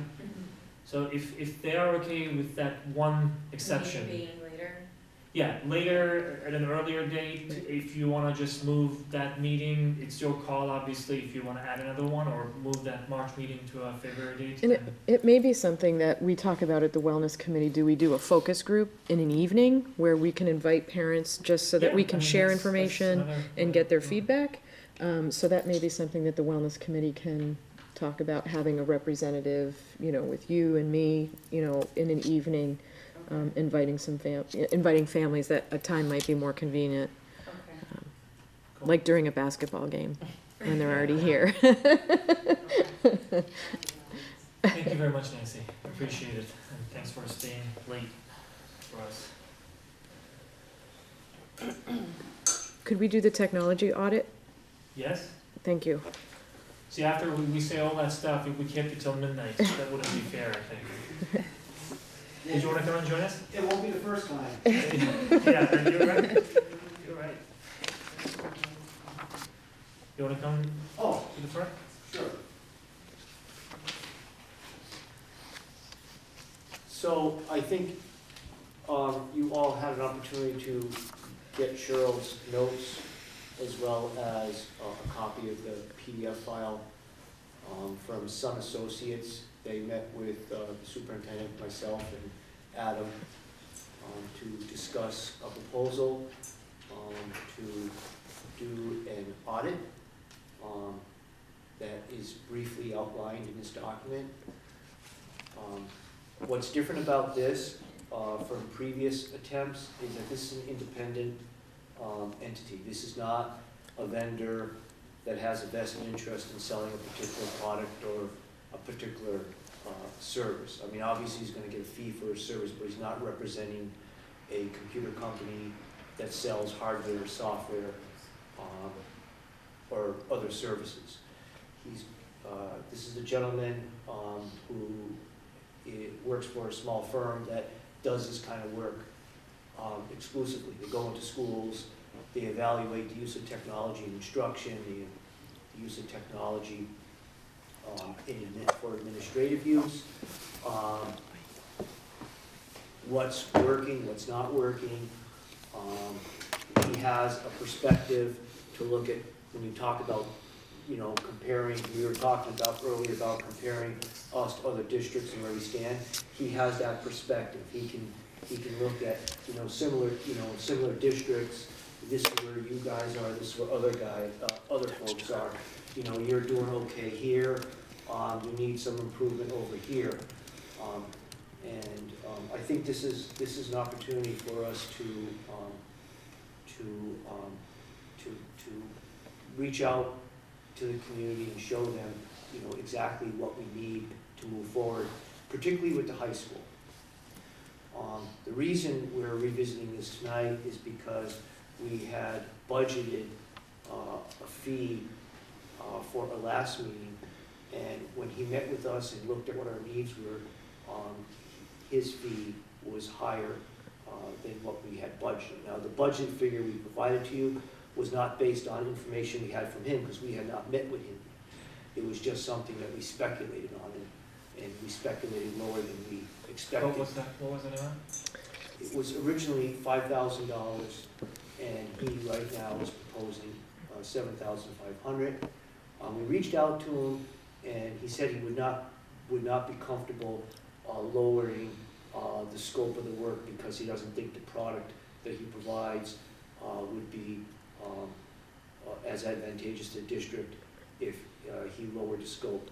A lot of the work that he's going to do is on data gathering. He's going to be doing surveys, he's going to be doing interviews, individual interviews, focus group interviews, and he has an office staff that's going to be supporting his work behind the scenes.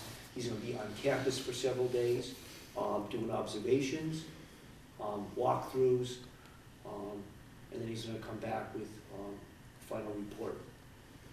And this is a report that can serve, that we can use to justify requests moving forward.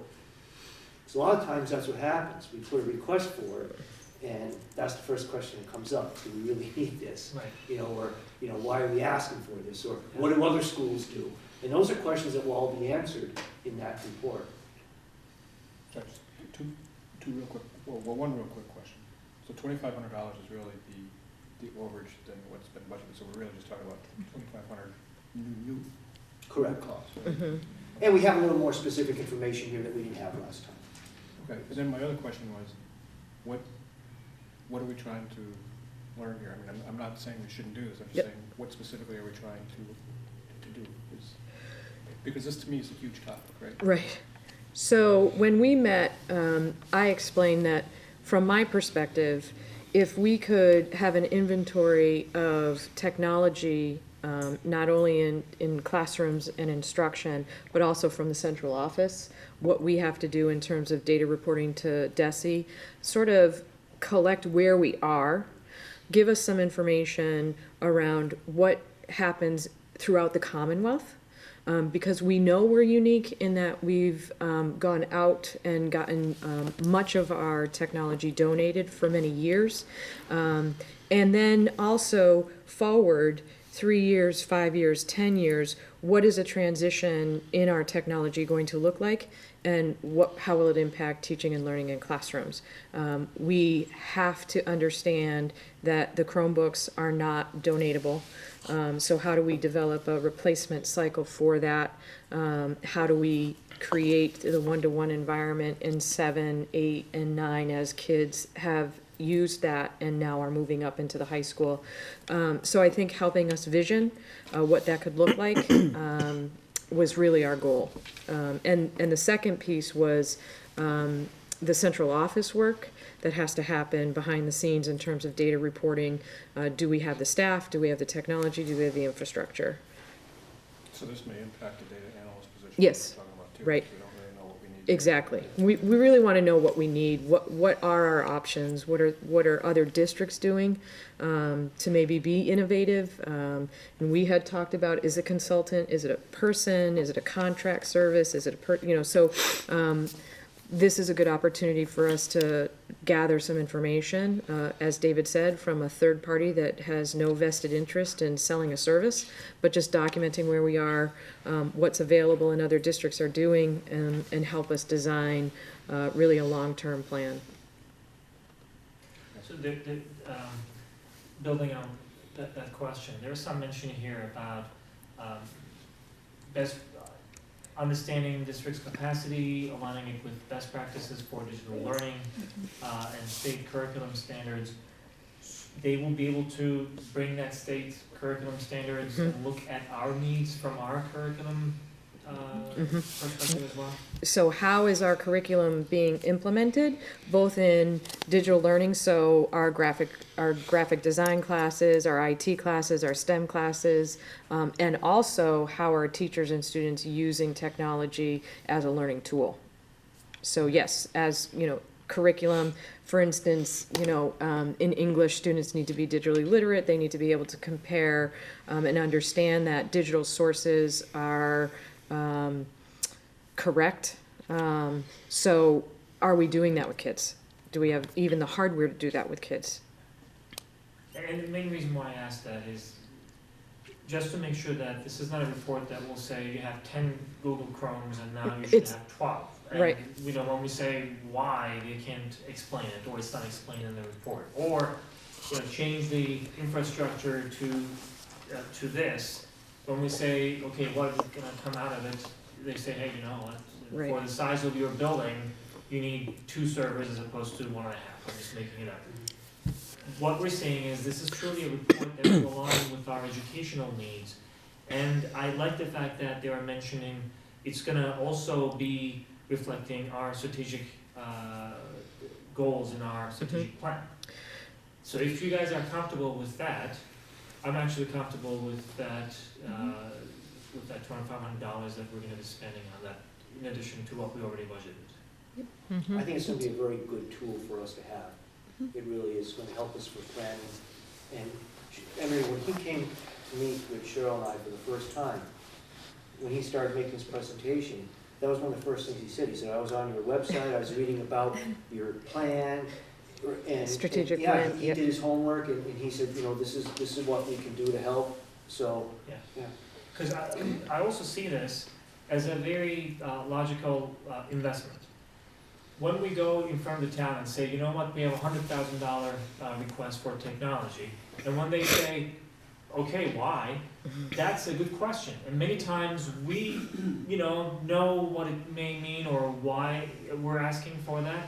But this makes it more concrete. This tells us to be able to achieve these educational objectives, you're gonna need this type of investment in your technology. And each time we go with one piece of that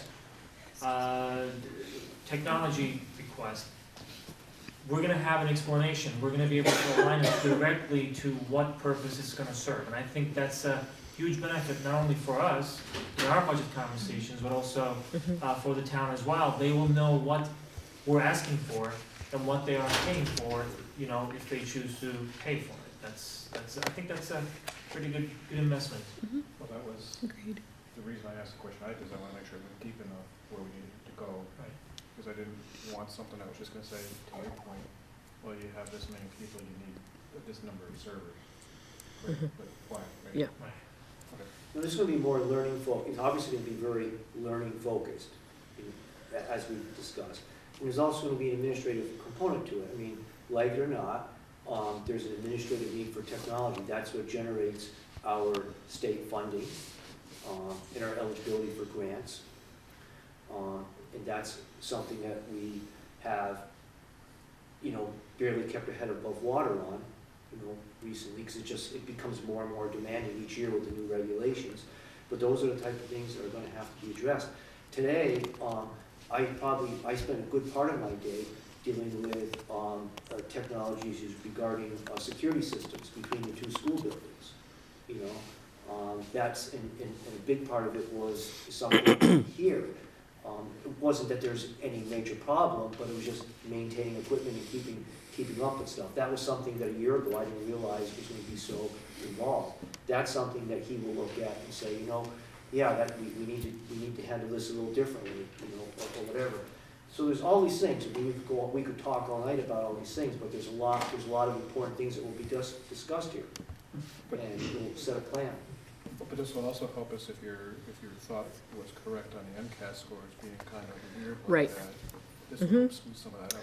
And I think the other piece that, a large piece that I'm looking at as well is the professional development. So when you have someone coming in, interviewing teachers, observing classrooms, they may be able to identify places where professional development could be beneficial in linking instructional practice to student achievement through technology.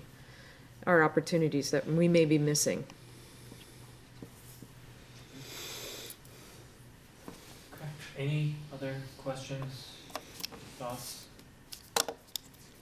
We can give it a couple more minutes so Jen can return, so we have her in the road as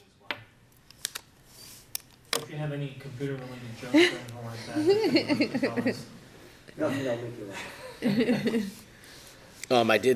I'm texting John Sullivan to turn the heat up in here because I noticed people are kind of cold. So Freezing. it's automated, but he can do it on His home computer. his end. Nice. So Excellent. I don't know if I just heard it go on or off, Honestly, but when you look at technology is so different these days that we know that it is available and it's being widely used.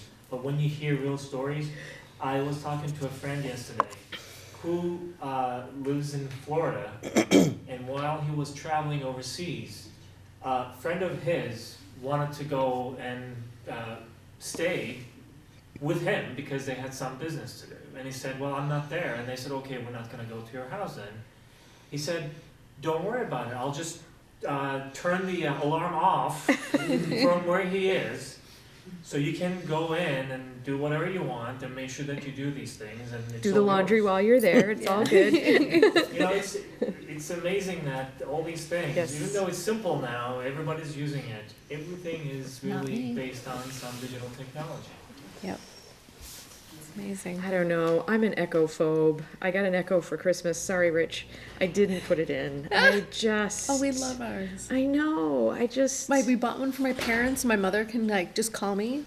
She does this thing. She'll be like, "Drop in a Jen," and my little Echo goes off, and it's my mother going. And every time she says, "Can you believe this? We're talking into a sphere." It's the cutest thing.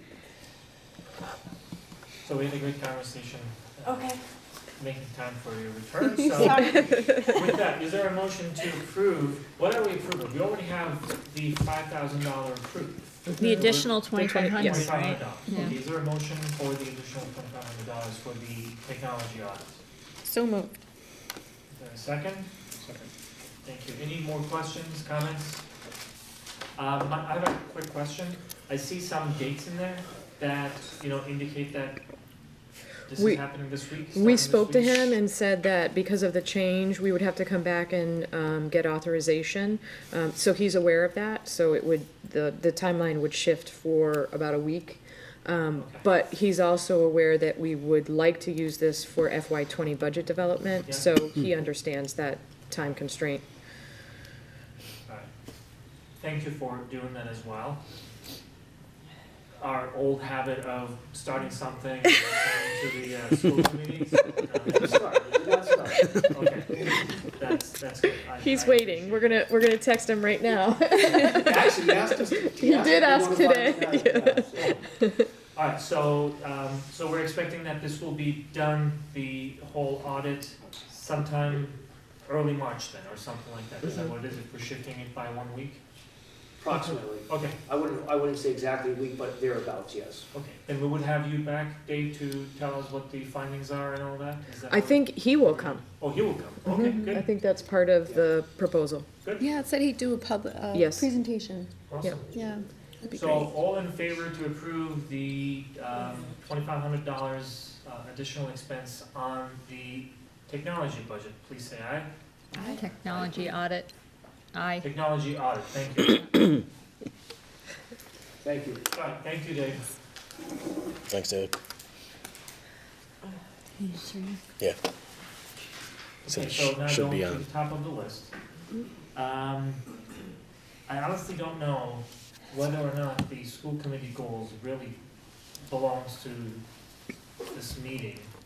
Because, we always find ourselves at 8 something and then we wanna really get into it, have a meaningful conversation, and I would like to spend more time. Is it possible to carve out a maybe 2-hour meeting, 1 hour, I don't know what it is that you guys may be available, but just focus on those school committee goals. And I will add one more thing. As the Finance and Budget Subcommittee was talking about what we need, one of the things that we will need is gonna be the school committee's objectives for the budget, goals for the budget. So we may be able to do both of those things together at that meeting if it is okay with everyone. Calendar bingo. Next Monday, work group. Next Monday is gonna be really tough. Why is next Monday really tough? I don't wanna say it, When yeah. are you traveling? Next Monday. When Oh, are you not I thought I missed something, like there's a holiday or something. Yeah. Okay. It's tough for you. Is it possible to do the doodle? So we I just can do the doodle. Okay, let's just do that. Just to clarify, the doodle is an online survey for a calendar. I never knew that. Yes, I will I doodle. use it all the time. I love the doodle. So Yeah. Cheryl proposes multiple dates, Mhm. and then we basically Confirm. mark which dates we would be available, and I when would we have a ask- majority or everyone, we choose that date. Can you send me in for the, let's see, school committee, we have a, so for the next 2 weeks, including even Friday of this week, any conflicts that people have that I should steer clear of, Okay. okay? If that's possible. Absolutely. When do you need it by? Like tomorrow? Okay. All right, so, school committee onboarding handbook. So, if everybody would like to go to the November 5th folder. Is that where you were making all the changes that I was seeing? Is Yeah, that today? still there? Yeah. Yeah, okay. Well, you don't miss a thing, do you, Emery? No. That's another bad thing about technology. Which one? Which Yeah. date you said? November 5th. Nothing is showing with today's date online, I don't think. It has the, it's doc X. Okay. And it should be the first one, when you go to the handbook.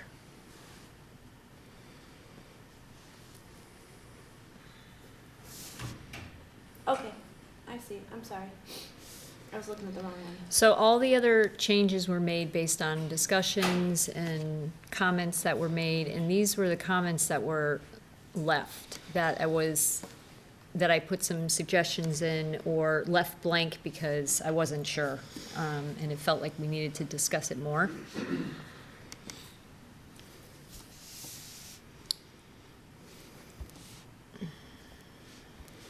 And the very first one was just changing the sentence structure based on what you had, Emery. Yeah.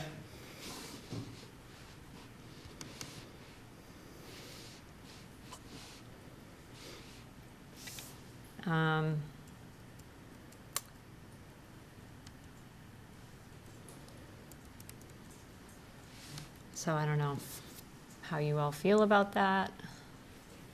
If you had any other suggestions. So I will give you my personal thing. I went through the handbook after you started making the changes and all that as well. I'm sure folks after us, even us, will be able to find some things to change. Going back to what I said earlier, based on what I read, I think this is a great, great start for us. So I'm happy with what we currently have in this handbook. So then I do have a couple of questions. Like if you go to the page where it's in red, where I highlighted in red, under professional development, Yep. members will be reimbursed for reasonable costs incurred attending conferences and workshops. I didn't even know, is that policy now? Is that something that? Mm-hmm. Okay. Yes, we reimburse. Okay, so if that's the case, then I wasn't even, Mm-hmm. I was not aware of that. Typically, our expenses related to the annual conference, and we take advantage of their low rates, so we pay all together and. Or we just don't enroll and then somebody shows up on Friday. Okay. And then Emery, you Which was had amazing. you had a note here, a reminder note. Is there a section on press relations? Yeah, yep. I didn't even know what you meant by that. I'm just trying to click on these things and find the section. Well, they're slightly highlighted. It's kind of strange, you know. It's the section right next to it, What or page? thereabouts. I lost it. Well, when the document Oh. was uploaded, the page numbers. We lost the page numbers. Yeah, it's in my document, my Word document. It's correct, Okay. and I don't know what happened when it got loaded into So the how folder. much after professional development? Couple pages? I don't even know. I didn't even know what section Emery was referring to when he said, Yeah, is there I a think there was section on something press about green relations? relations or something like that, and I added that press relations because we're always talking about being able to get some stories in the newspapers. It's just below on the representative opportunities. It's highlighted, unless specifically designated by a vote of the committee, individual members may not speak on behalf of the committee except to offer congratulations or thanks. So I think it's probably. Oh, okay, that's exactly what it is. Yep. So on mine, oh, you said it doesn't. On mine, in the Google Docs one, it says it's page 6 of 16, even though the actual page number says page I think you 1. did. Oh, really? Like the scrolling page where you can make it. Oh, bigger. yeah, see, I got it, I It gotcha. says, I see Yep, that page 6, even Yep. though it's noted on the document as Right. page 1. page 1, yeah, Got it. okay. So it's right there, I think, is what we're referring to. All right. Yeah, I'm not crazy about So it, I that have to was, say. that was It's related kind of to annoying. the fact that when we get a question from TV channels or newspapers, they will go and try every single one of us. Mm-hmm. And sometimes they will go to multiples, even if they have one, you know, thinking that there may be a different perspective by somebody else. And that section specifically is designed not to have conflicting statements by the school committee.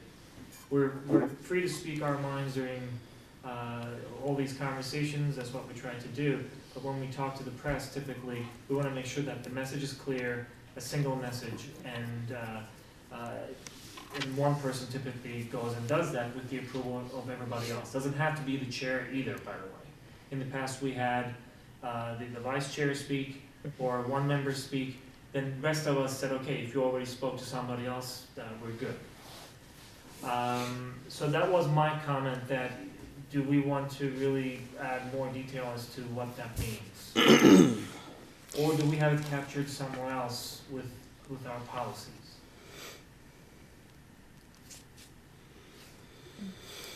So you're onboarding. We can always That I tweak, agree. I'm all good with that. Yeah. like what you were saying before, it's better to get some information Yeah. out there, and we can always tweak and adjust as needed, right? So, I'm good with that. I'm just trying to remember and Right, and I elaborate think, on the question. you know, to your point about having like a work group for the goals, the revision of the onboarding can happen in that July work group where we set the goals for the coming year. Now that the strategic plan is in place and we've done a lot of, we've always seemed to be sort of a little late, but I think next year over July, one of those first really meetings for work group can be goal setting and onboarding. So we just do that so that then the schools know how to move forward, because the district goals are set by the school committee goals are set, and then we're just on a better timeline.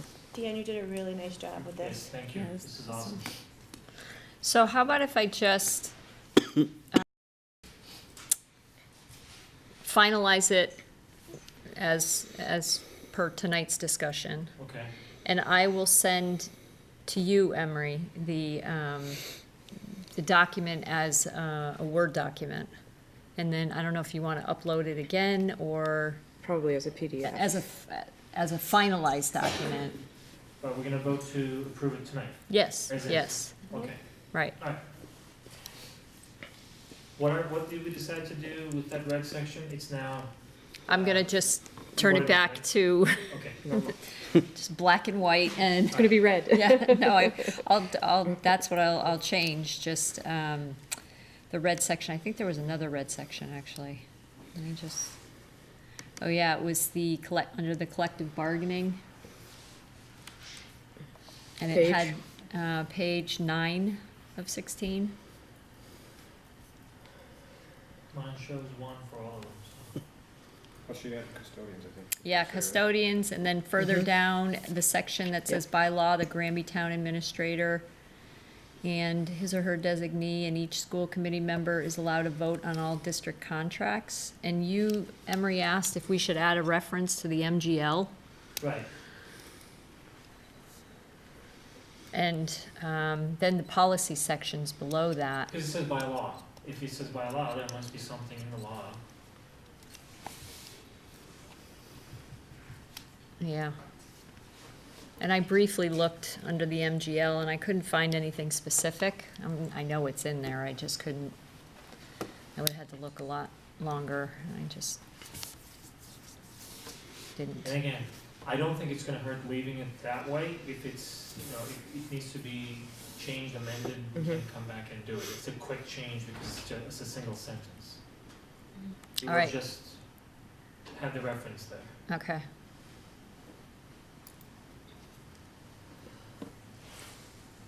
Okay, so I'll just make those changes so it's a finalized document. And by changes, I mean just getting it back to black script instead of red, and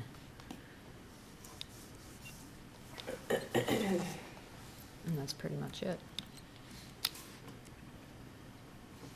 So under subcommittees and liaison, I don't know what page that is.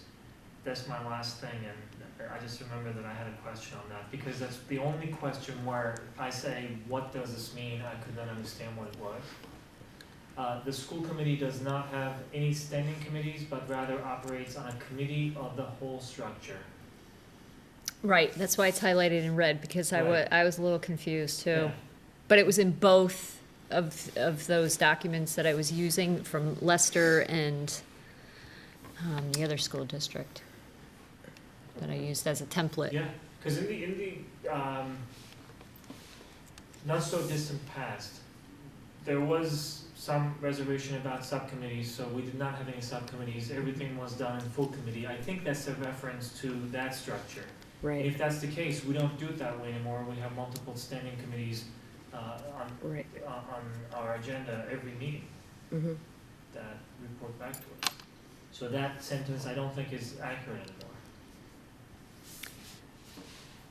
So In fact, I then, would change it to say that the school committee does have Right. standing committees that meet separately, but then report to the full committee with recommendations or something like that. That's what we do. Right. I don't think you have to list them out, you just have to state that there are. Right, yeah, Those may change over time. yep, exactly. You could probably just cut the does not have any standing committees, but rather, so we just say the committee operates on a committee of the whole structure? Is that would still be true? Maybe, we always operate on a committee. yeah, I know, it almost feels like maybe we should just take that Or statement we right could just out. Yeah, take the let's whole just take thing it out? Yeah, And can we take out hiring responsibilities? School nurses are in our Unit A. So they are hired by the building principal and the nurse leader.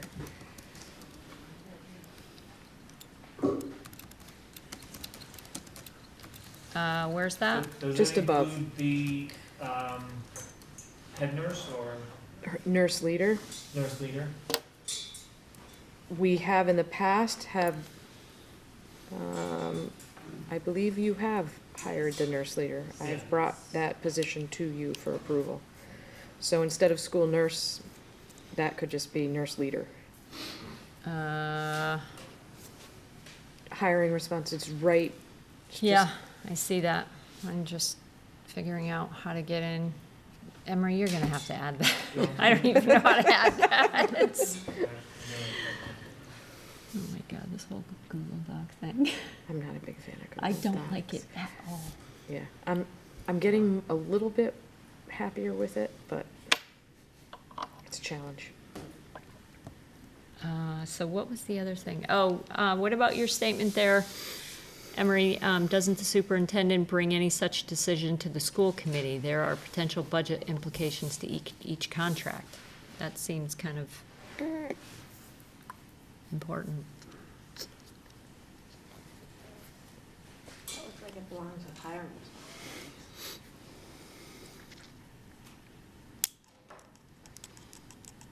Who report to the superintendent is highlighted.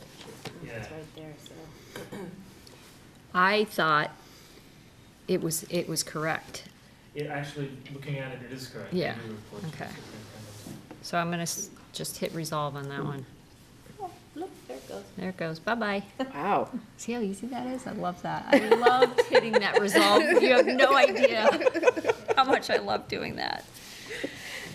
It was I very don't know what we're satisfying. reading right now, so is it possible for you to make that change from school nurses to? Oh, God, like I'm gonna have to remember that? Is that what you're saying? I'm gonna have No, to remember I mean, that. If you made that I change think right I now, can. it was right above it. Oh, no, 'Cause I maybe can't. not. I can't either. Can you add a little one of your bullet points there on the side? Yeah. Then I'll remember. How can I open in Google Docs? Oh, this is not do that. I don't even know how to do that. I got it.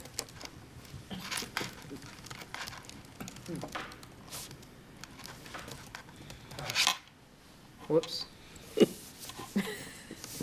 Maybe not. See it? Yep, it popped in. You did it? Mm-hmm. Okay, so we're okay. All right, All right. any other questions that need to be answered? Do you vote on it as amended, as we just did, or what do we do? Well, it is amended, but it was gonna be amended anyway, so it's either way, as amended, because we did not really we did not really make a motion to approve the previous version. This is the first time we're voting, so as is, from my perspective. One last question. On page 15. Yeah, the constituent complaints. Yeah. Was just Do looking you at know the that. policy on that?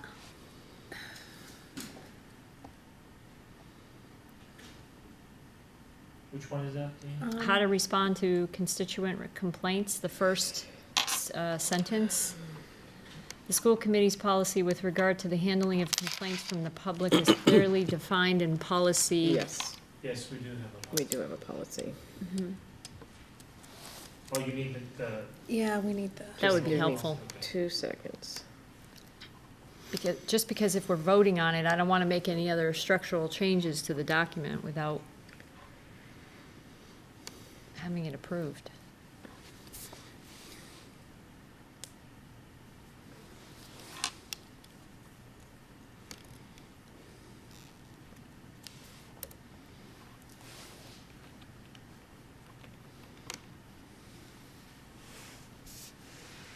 There. You have it? No. I'm looking. Searching though. I didn't see.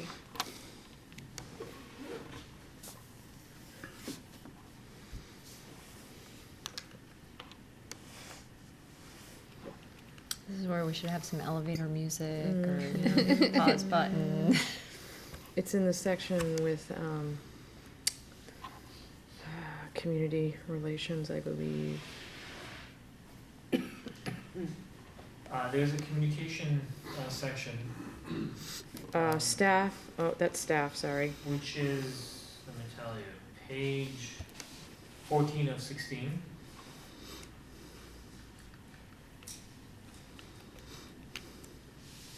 And after that, it says how to, this last section, I think, is how to respond to constituent complaints. It's 15, page 15 of 16, On the Google Doc?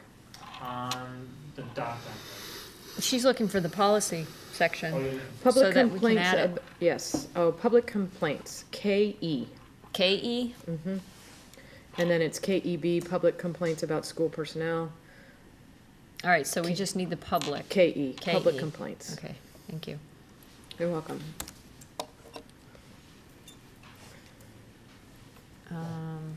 Okay.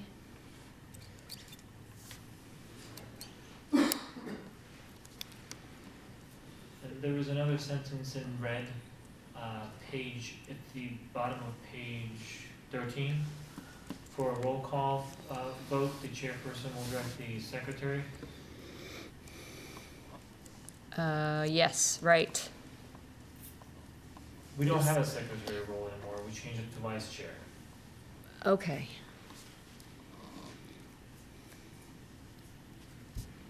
And we delegate that To to Kathy. our recording secretary. Right, so that's where I was. And it's not alphabetical, it's random, right? Or do we No, do- it's- Oh, you do alphabetical? No, it's random, right? Yeah, it's Random. random. Yeah, so I would change it to Okay. random. Can you add a little bullet on your Whatever, little got it. Got blurb it. there on the side, please? Okay. I feel so useful. Okay, so Cheryl already did. Okay, Right. excellent. It- Change my to random understanding and is also for Kathy. Yeah. The roll call, I think, is. No, it's right you there. made The it random. secretary will delegate this responsibility to the superintendent's executive secretary. Wait a Right. minute, what So are you want reading? it, you want to change secretary to, vice chair. In fact, if you say for a roll call, the chairperson will delegate this responsibility to the superintendent's executive secretary, that reflects our current state, and I think that's simpler. So, after that. the chairperson, Mm-hmm. oh, chairperson, direct yeah, they the- just delete everything until will delegate. That's our current state. And I don't know that roll call is random, it's just that when, today we start, it's alphabetical order, you start with one name, next meeting, when we have a roll call, then starts with the next name. So that, I think that's the way it works, at least in my experience, that's how it works.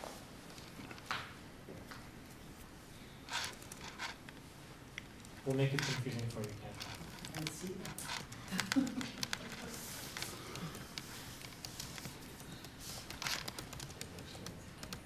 Yeah. You all good? Mm-hmm. Because I don't see if it's changed or not. I had to make a note. Okay. So we're gonna leave alphabetical order, we just understand what alphabetical order means, and then the change is to eliminate what's highlighted Yep. and replace it with this responsibility to the superintendent's executive secretary. And you're gonna add that in there? I'm not gonna add it, you're gonna add it. Oh, I I didn't. just gave you the comment. Oh, I You gotta wasn't go even home and, like, listening. Well, the Call me later. comment's not showing. Yeah, I don't see it. Yeah, why comment's not wasn't the showing comment not? That's what I was hoping you would do, is put it in the, I did make the comment. Yeah, but it's deleted now. Did you go in to edit it? Edit Yes, your I comment? resolved the Yeah, there it first is. one. oh, this responsibility to Alright. the superintendent's. Anything Okay. else? Nope, that's good, Okay. all right. So now, going back to what you said, is there an amendment, is there a motion to approve the school committee onboarding handbook as amended? I'll make the motion. I'll second. All right, thank you. Any more questions, comments? Thank you very much once again, Deanne. A lot Of work, course. but it was great. Beautifully Appreciate done. Thank you. All right, all in favor to approve the onboarding handbook, please say aye. Bye. Aye. Okay, next we have two separate items on policies for different sections. The first one is for sections A, B, C. I did not add the dates, Okay. so can we just do it on the 28th? Okay, we can, is it true for both? Yes. Yep. I forgot. All right, technology audit we already did. Mindfulness pilot. So, Kate Forrest was here last week, gave her presentation. The presentation recommendations was for the pilot to extend to the elementary level, 3 through 6, and also support the leadership team in developing a potentially district-wide approach next year, with insight on data gathered at the elementary school. So working with Adam, I know there'll be more discussion on this, but working with Adam, we do have Title IV, which is part of Title I, that we would be applying to fund the spring implementation of the mindfulness pilot in grades 3 through 6. So we would have, 4 through 6, we would have the money for that pilot. The 8250, Yes. and, but not the optional items, but the 8250, is that what you're saying? Is that the proposal? Yeah, Yes, Was it? yes. I think it includes, no, we would, 8250, we would have the optional items as well, nice. The full boat, the full boat. So that would be coming from Alright. grants, is that the- Yes, Just to clarify, for now, we are able to accommodate with grants, but for our 2020 budget, we will need to include that yes, in our budget and have Mhm. conversations as Yes. to how we want to handle it. yes. Okay. Also, there was a question last time, I think, Jen and Mike had it, whether or not that focus on the elementary side would mean some deterioration of what they put in place with the first Yep. end of the pilot.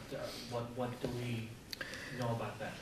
So, mindfulness is still going on at the junior, senior high school. That's a group that is committed, having had the training and seen the benefit to students. we can certainly continue to support that group. I think the pilot at the elementary school is to help us prepare for whether this can go district-wide and how that would happen. So it would be really about gathering data at a different grade level, because implementing at the elementary is much different than implementing at the high school level. And I think at the end of the day, if we don't have the same data that we have out of Granby Junior Senior High School, then maybe we would evaluate and go back to a full implementation at the high school. But we don't have the data yet out of the elementary school. We do have some data out of the Mind Up curriculum. That was a struggle. I think it was, I haven't gone through all of the data yet, but parts of that were the time, the lack of a coach, the lack of somebody being right there to help them through that is something that I think the mindfulness pilot could address. And therefore, if it were to go district-wide next year, we would have a much better rollout. Is Kate available to the staff that did the pilot program? I'm sure she would be. It's not part of or embedded in the pilot, but I'm sure that she would be open to having them attend any of the training that she's doing at the elementary level. Yeah, I think that would be really important because, this self-care pilot program is a practice. And those folks over there are going to need ongoing support, Kate's support. And I'm also thinking that in order for Kate to be available, she is running a business. Right. So I'm wondering if we should approach her and see if we can come up with some addendum to how she would go about supporting them in a more formalized way, and if there would be a cost associated with that. I can do that. Because I think if we keep it too informal and say, well, would you mind kind of being supportive over there, and she's would you mind doing it for free? Yeah, I think it has the potential of falling through the cracks, and as the program continues, and if there's hiccups and challenges, it could easily just stop being implemented. And I don't want to see that happen. So we found, I just want to refresh my memory, we found that it was useful and very helpful, but the high school was also just a little bit too late. You wanted to start getting them a little bit earlier so that they had some of these skills before they got into the high school time, right? Right, that's why that we is got also caught part of in the, this little, like, what do we do next thing? Well, and also, with the Peace Builders rollout, in hindsight, I think this similarly is a similar approach in that I don't think we can just say, here's what we're going to do and implement something at a district-wide level without a fair amount of preparation. No, I just want to make sure I was remembering this correctly as to why we got in this situation where we're trying to juggle two things at the same time. It makes sense. Yep. And then Yeah, so I think it's in answer to that, it's more of a two-prong approach to why we also want to do this pilot at the elementary level. That it's a way of preparing what could potentially be a rollout of this program district-wide. Okay. And then the other question I had is the funding for next year didn't show up on that needs list that we were looking at last Friday. So. You don't have mine yet. Oh, okay. I just wanted to make sure that was going to be Good answer. That was going to be added. There's a little bit more. Just a little bit. But the other part is, trying to figure out grant-wise what we might be able to continue to fund through Title IIA, which we're using this year, and Title IV next year. So,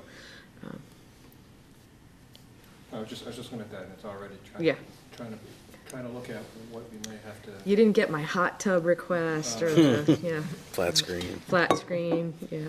Okay. Leather chairs, new So do conference you table. know if Kate has been available? If teachers have been reaching out I over don't know at the the high answer to school that. or, I know that she sent an email that she was. open Yeah. to continuing to have conversation with them, so. Yeah. But I don't know if teachers have reached out. Yeah, as I was thinking about what you guys had said after the last meeting, I was thinking maybe booster sessions, Yeah. because Well, she was yeah. doing hour-long FaceTime, Right. focus groups and that kind of thing, and problem-solving sessions, and I think that would be really helpful. Yeah. I mean, part of this too, I think, is working with Kate around what we're providing for staff in terms of wellness in general. We're providing the opportunity for yoga. Now, mind you, they're paying, but it's a much reduced cost because yoga instructors are coming on site. That may be a model for our teachers. Once they have professional development and they're using it in the classrooms, it could be part of our staff wellness offerings that we're doing throughout the year. So we have a lot of opportunity, so I don't want to jump the gun and say, yes, we're doing this without really thinking about the best way to go about it, what the options are.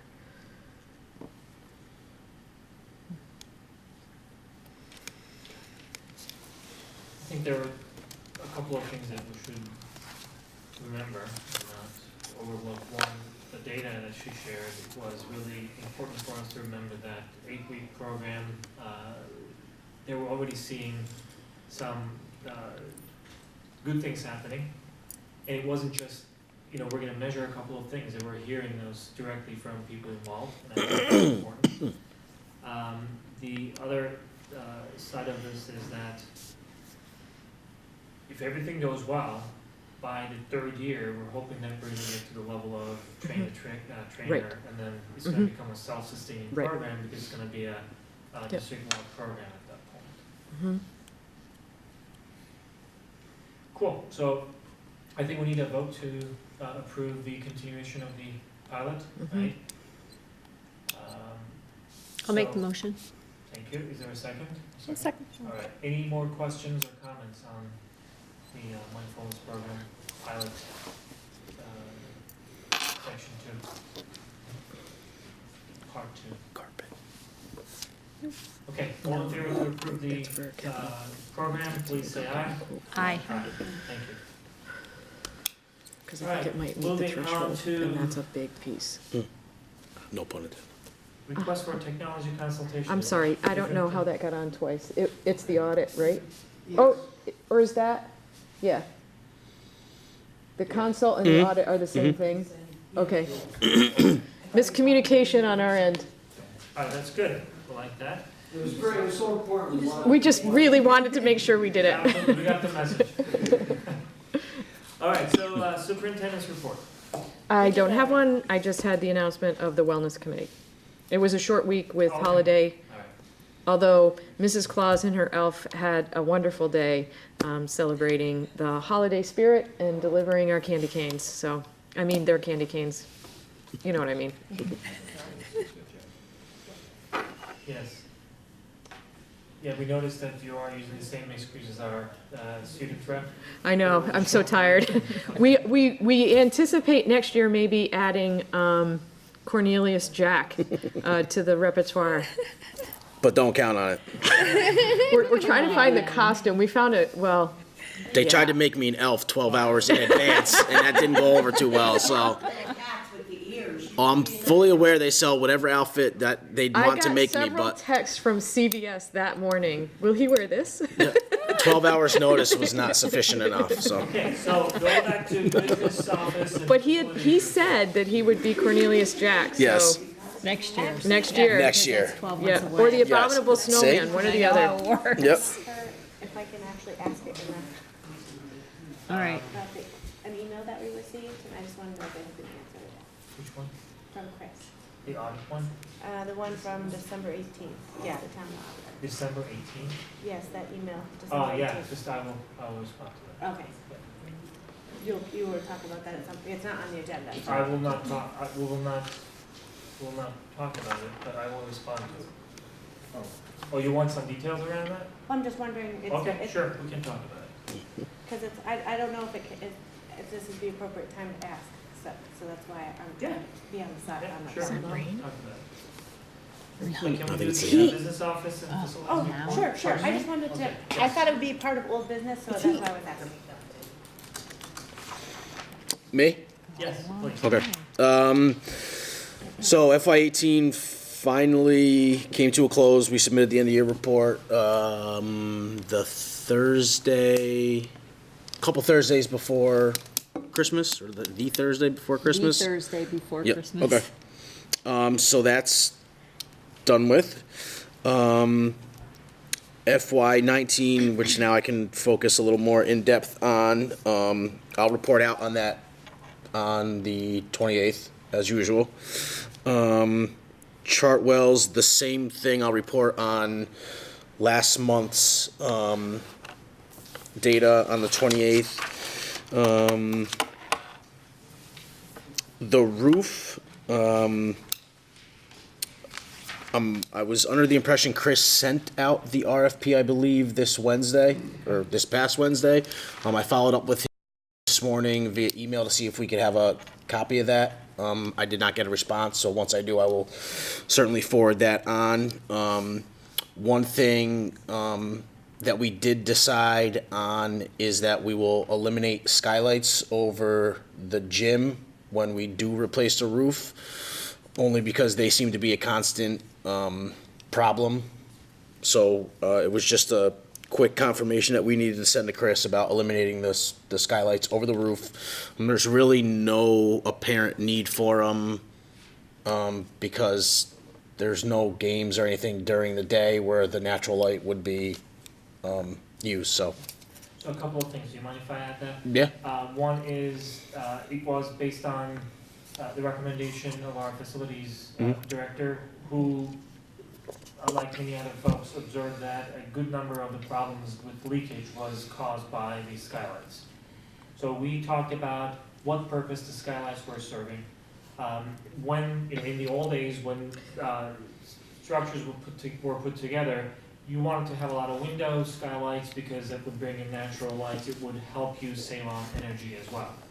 We changed all of our lighting to LED, and we've minimized our energy cost on this side anyway. And we spent a lot of time and effort and money because of the leakage around the skylights. So it will not really help in any way, because I asked multiple questions. One of them was, when do we benefit from the skylights? And apparently, even if we have a daytime activity, we turn the lights on, because Yes. skylights by themselves don't bring in enough natural light to do anything. So putting all those together, the decision was go to Chris with the recommendation that in the RFP, we would like to remove the skylights. Hopefully that will help us eliminate some of the problems that we got from the skylights. Is that your approval? I'm not really being the school building, or is that just gonna be fine the way it is? I'm just curious. That's the way we're gonna do the, or Chris will do the RFP. What was the question? Just if that type of a change to the building needed approval from some building committee or something. No, I think it Chris just told us that he would need an okay. yeah, an okay, but yeah, That's yeah. what we provided. And actually, we did have to postpone a game for leaks. That was before Christmas as Before well. Christmas. Anyway, the roofing company did come in, made some additional repairs. We also made some additional repairs around the skylights. And we've had, I think, 2 days of pretty heavy downpour and haven't had any leaks since then. So for now, the roof should be good, but time will tell. So back to the original topic, I will, once I get that RFP from Chris, I will forward it to everybody. That's really all that I have. Yes, good. Thank you. Thank you. You're welcome. So I'll go back to 18 for a brief moment, also to respond to the question that Jen had for us. So first of all, thank you and Chris, basically after our select board meeting, for very quickly working to finalize the FY18 budget. it was good because it really brought those numbers close to each other, very close. You were off by a couple of $100 or so, whatever that amount was. So it was good exercise that allowed all of us to see how we can really get to some quick conclusion when everyone works together. So appreciate both of your efforts, Adam and Chris. During some of the correspondence, one of the emails that we received was referring to an email from the auditor that was in response to a message that I sent to him. So since you asked, the story of that was that as Adam was coming on board, and I think we mentioned this because we talked about the audit report multiple times, just to refresh everyone's memory. In June, Cheryl and I had a conversation with Chris, and as part of that, we said that we would like to have an audit for the schools, and schools only separately, with two expressed intent. One was to give Adam a clean slate so that he knows what is there, what is not. Also, because we are transitioning from one business manager to the next, to make sure that we understood what the status, what the state of our financials were at that time. So we got a price. We did the audit the first week, I think, of July. Was that? Yeah, right about that? first couple weeks, yeah. Yeah. And many of the conversations that we had since included some follow-up on that audit report, which we thought we were going to receive separately. And unfortunately, that was being delayed, and we were trying to reach out to the individual who conducted the audit. And finally, sometime in October, when Adam tried to contact the auditor who performed the audit for us, he was able to connect with the administrative assistant at the office, I guess, who said, he's not here, but I will reach out and we'll get back to you, which we did not hear from. At which point I wrote an email to the auditor, who really has been working with the town for many years, to see whether or not he could provide us some explanation as to where we are with that audit report. And his email said a few things. One was that he made some decision to include our audit into the town's annual audit. At least that's how we read the email. They were not really able to share a lot, that whole audit with Adam, because now it's all inclusive, I guess. It's not just for the schools. There was some conversation with the town to make some adjustments. We did not really know what that meant. And that he would reach out to Adam to give him some additional input, feedback, to explain what the audit was about. He sent us 3 spreadsheets, or maybe 2 spreadsheets and a Word document, something like that. We did not know what those were about either. But we left that thinking that now we're going to receive a call and we're going to have some conversation around the audit, but now we realize that there is no such thing as an audit separate for us. It's going to be part of the town audit as usual, which is okay, but it doesn't really meet the purpose of our request. The email that we received from Chris is saying that if we could have had that conversation, maybe it would have helped us avoid the meeting that we had with the select board, because we could have come to a conclusion as to what our year-end numbers should have been or should be.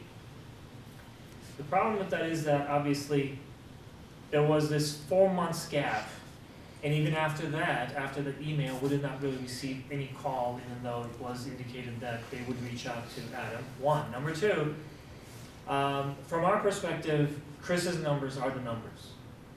It would have been great if we had a conversation inclusive of the auditor. That's fine. Maybe, he could have shared with us what they were able to find or not.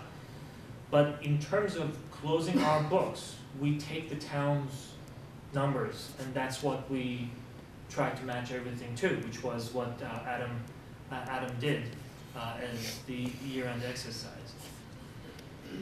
So at the time, because everybody was busy doing a lot of things and I was busy with my own things, I did not get an opportunity to respond, but I will respond basically reiterating all these things that I mentioned, that it was the end of a long process that did not really end the way we had expected, but also for year-end book close purposes, we look at Chris's number and we don't really close books with the auditor. That's what we're gonna I say. very much appreciate your explanation, but my real question was, so we got an email from this guy October 29th that it appears that we never responded to. Right. So that's, I'm not sure where, Did you read the email? yeah, Did you see the part that he said he would reach out to Adam? 'Cause yeah, I- reach out to we- Adam we that would week, not but he's have to- also saying We he's, should not have to continuously exchange emails. We already had done that for 4 months before that. So at that point, when we hear that someone's gonna reach out to Adam and pick it up from there, okay, that's what we would expect. So, and that's basically something that we should all, we being our collective town committees, we should all talk about. We're spending a lot of time on emails. Face-to-face is a great thing. We should try to do that as often as possible. We're guilty of it as well for not always making the suggestion to meet with our friends on the select board or finance committee or Chris. We should do more of that. But if we have so many email follow-ups or something where somebody says they will reach out to us, I would expect them to reach out to us. I shouldn't have to follow up on my own emails. no, okay. I mean, that's my perspective on it. I'm just thinking, you know, like an acknowledged type of email, because now it seems, and I think that the tone that I'm reading in Chris's email is that, why didn't we respond? So, I mean, a simple response could have been, you know, thank you, you know, look forward to hearing when we That's connect. fair, yeah. When we connect, Thank because, you, Adam's expecting your call. right, because now Okay. it's, so now, in light of the way I feel like things are tenuous with the town officials, now he's coming back to say, all right, well, he reached out to you guys on the 29th, and there's been no acknowledgement since. That's what I'm saying this, and now he emailed us on the 18th, and it's January 7th, and we've not responded to, And I'm not gonna respond to the auditor anyway, because he has nothing to share with us. I will respond to Chris's message, I will not respond to the auditor. okay. I'm still trying to figure out the dynamic of things, so, Okay. I mean, the dynamic of things is that, again, really, I'm not saying, at least most of these things that I'm saying, I'm not saying with any grudge or angst against anyone, but one thing that I really don't think we should have to do is have to send 2 million emails only to get nothing. There should be a process, and if there is an agreement that we would receive something, a service that we thought we were getting, we should get that. and from my perspective in my day job, this would be a problem, not acknowledging an email, because it's a back and forth. So to me, it feels like we didn't acknowledge an email on the 29th, and now we didn't acknowledge an email again on the 18th, and that's, you know, that's some time lapsing. And I'm not saying we have to, get in depth, but maybe it's just, I would say though, acknowledge. in between that email, between Emery, myself, and the auditor, and Chris's email on December 18th, I've reached out to Chris numerous times and never got any responses. So it's a two-way street here. So Yeah. I don't know why we're focusing on the email from the auditor. I don't answer to the That's auditor. fair. I think your I was curious comments- about why Yeah. he's, you know, we just had this email, It's this not bad meeting. practice to acknowledge any communication that comes our way. I Because completely agree with that. That's- we're saying the same thing to Chris, like, it would be nice to acknowledge an email that we sent. And we, you know, No, that's we can't, absolutely fair. at some point, like we're saying, we're trying to improve relations, and maybe it's a small step where we just acknowledge an email. And if it's, I don't mind being the person to acknowledge the email, I mean, I can't answer any of the questions, but I don't mind being the person to at least acknowledge the email. And I feel like that might help.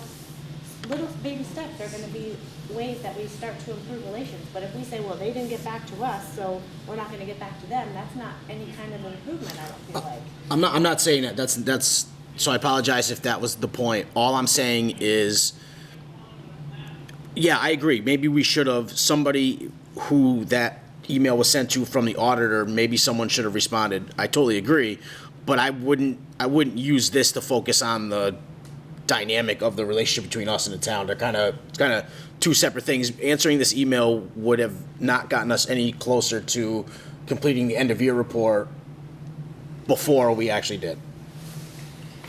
And I think one of the problems is that what we received was not what we needed to complete the end of year report. Right, and I And just feel like for it's us- being sent as if it was. Right, but we And don't have that's something anything- I think that needs to be done face to face. We need to sit down, and so next year, we have the process in place that we're meeting with Chris, and that we're getting exactly the information we need in the form that we need it in, so that what Adam and Chris were able to accomplish can be accomplished on the timeline next year without the stress and tension of this back and forth and misunderstanding about the auditor's report. And there is no way that we could have used the auditor's report for the end of year report for us, and that's what's implied there, and And I that's just agree false. with you, because that's what we've been hearing, but it'd be nice to have that in writing, you know? Thank you very much for sending this, but what the hell do we do with it? Because it doesn't answer any of our questions. And I think what we've done is moved forward and worked with Chris to have the end of year report done, submitted, and now really the work is moving forward so that it doesn't happen again. So, as usual, I will put my middle guy hat. I appreciate what you said, that, it is good practice to acknowledge that, but we're at a point where, I know, and again, I'm, like I said, I'm trying to figure this out, because for me, at work, this would be inexcusable. And that's to have not acknowledged something where there's a lot on the line, and you don't have any kind of a path, you don't have a leg to stand on. And I think we're just, well, you didn't give us what I need, so I'm not gonna answer him. Well, I don't feel like that's super helpful. right, I mean, I think, again, take that audit piece out, it doesn't really have much bearing on what we're trying to accomplish at the end of the year. I agree with Adam on that. Those are two different things that we need to talk about, and I think we can have that conversation. Chris's point is, again, fair. Any conversation, any meeting would be helpful, because that would at least put everybody around the same table. I think that's a fair point as well. But at the same time, if we're gonna talk about unacknowledged correspondences or contacts, that's exactly why I sent that message.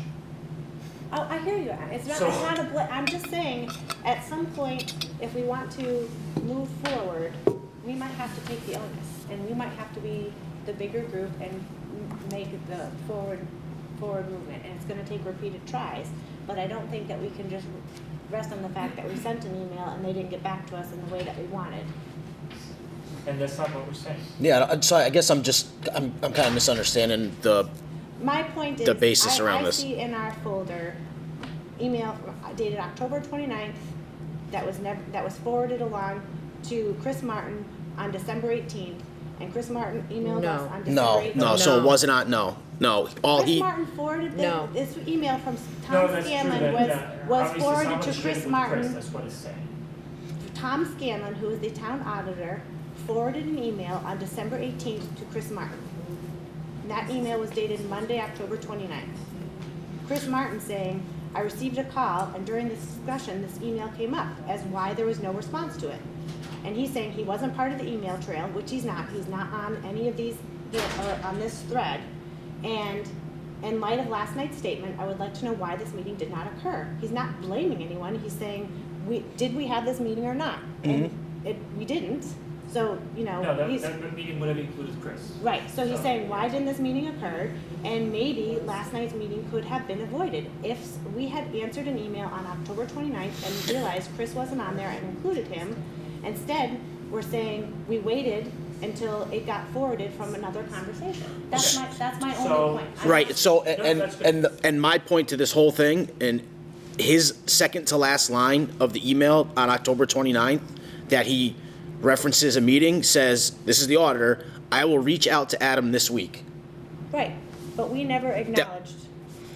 Okay, Okay, so I see your point.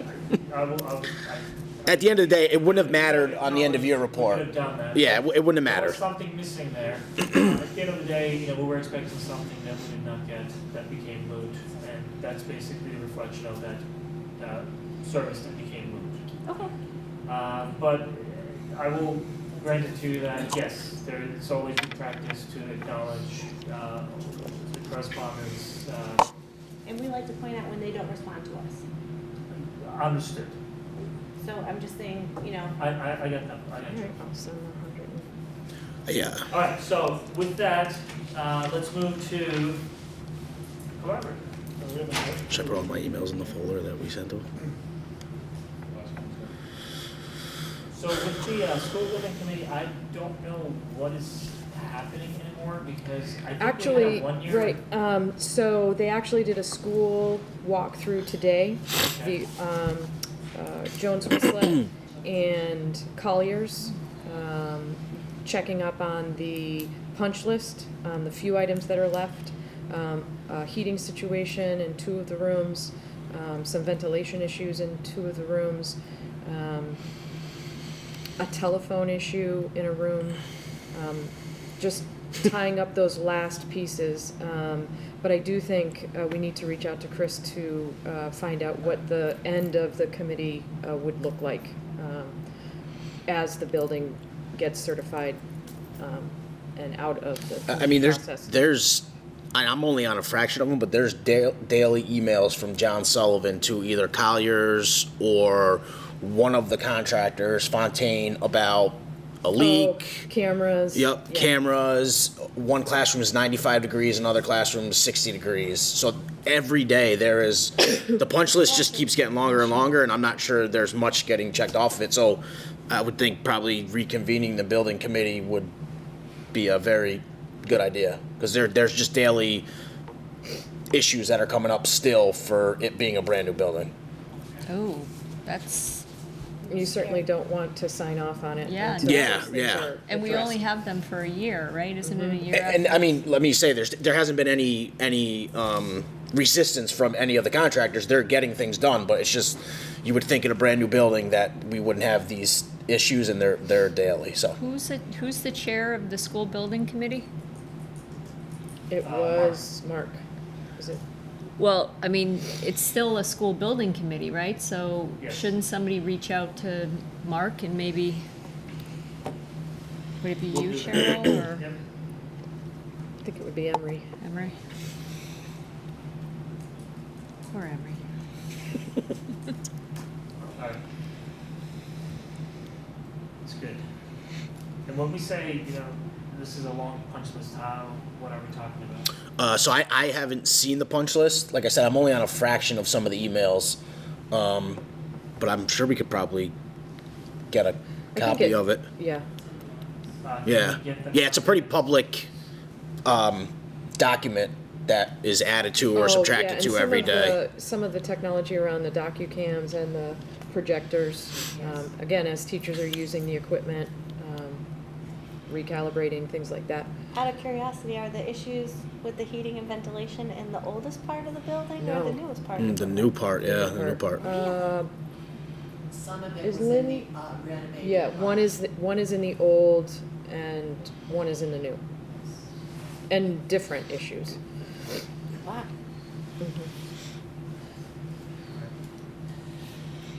Policy subcommittee, is there anything else?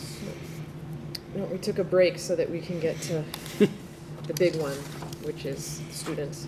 Yeah. All right. Do you remember from the top of your heads how many sections we have left? Just one. Just the one big just one, that right? one big. For Is it students, and actually, Okay. students was done in 2016. But it was not done the way we've done it, comparing it to MASC. It was done simply as a revision to the Granby, or a review of the policy, and then additional updates that had come. But we will take a look and do the comparison to make sure we're aligned. Budget subcommittee. I've got a meeting Friday. We got a preliminary list of, I guess ticket items is what you call it? Yeah, I would say above and beyond their normal, every day, every year ask, yep. So there's a few things on there that kind of caught my interest that I think we'll need to discuss a little bit more in detail, Mhm. as to what they mean in the end. But I think we're hitting the calendar dates the way you had anticipated. Yeah, and when I built that calendar, I mean, I took into consideration the breaks. I just didn't, people are traveling. Emery was he was out of the country for a couple weeks. So At Emory. we're, from January on now, we will be consistent with those dates. We might change a few here and there depending on when the governor releases his budget, but for the most part, we'll be on target for those dates, so. Okay, and I guess hopefully the next meeting we have, we can get her list. Yeah, yep. Those ticket items. And when is the first meeting scheduled with, I don't know, say somebody from the finance committee or select board, or when does that start? I think on the calendar, I have it as the 25th, so. Of this month? Of this month. Okay. That might be one of those dates we might be changing because the governor's budget usually comes out the third Wednesday of January. This year, that would be the 16th. So I don't think it would be that day. I think it would be the 23rd. And if that's the case, we talked about in subcommittee that it might be too close between the 23rd and then the 25th for us to kind of dissect the governor's budget, align what we have thus far, and then go to finance and finance subcommittee or finance and select board. So we're gonna have to wait to see when the governor releases his budget, and then we'll go from there. So that'd be one of those few dates we might have to tweak as we move Plus, I along. think we should bring it to the full school committee before we bring it up to the select board and the finance committee Mhm. anyway, so there's that. Yeah. Yep. Yeah. Yep. So we're trying to Is that school? Yeah. We're trying to do a little differently. We're trying to connect it with, that's why we need to really come up with the school committee goals for the budget as well. But also we have to the extent possible, align all those requests and what we're trying to spend with the strategic plan as well. So that we know if we're gonna be asking for additional funds or if there are some changes to the way we are using funds, whether it's a reduction or addition. To the extent that we can align those with strategic objectives, that allows us to better explain what that means. Otherwise, numbers are numbers. We want to be a little more thoughtful in the way we present that budget. Community Relations Subcommittee. So, I think we need to talk about this. When we were first meeting on this, our understanding was that we were coming up with a plan, and then that was it. So we've had this file sitting in here since October with basically all of the ideas that we had come up with, but that's been it. Like, we have We don't feel like we have a direction. we have absolutely no clue what to do with this list of things that we think would be great. So, We have some awesome ideas. we just don't know what, All right. I mean, and I haven't, our goals and what we want to accomplish and all of that, but I guess we had literally sat there looking at each other a couple times going, okay, well but what do we do now? And I feel like all these other committees but we were tasked to come up with a plan, so here it sits, but we don't know what to do. No, that's good. I honestly did not even know that was a plan that we were supposed to review, but it's great. Let's just add it to our agenda for next time. Okay. And we can't do this whole thing just like everything else in one sitting anyway. There are, I'm sure, many suggestions, recommendations. Let's see which one of those we can prioritize and start focusing on. Okay, I think that's The great. earlier conversation brought up the fact that there are some opportunities with older ideas, newer ideas, digital, paper, whatever it might be, from boardroom briefs to chalk talk.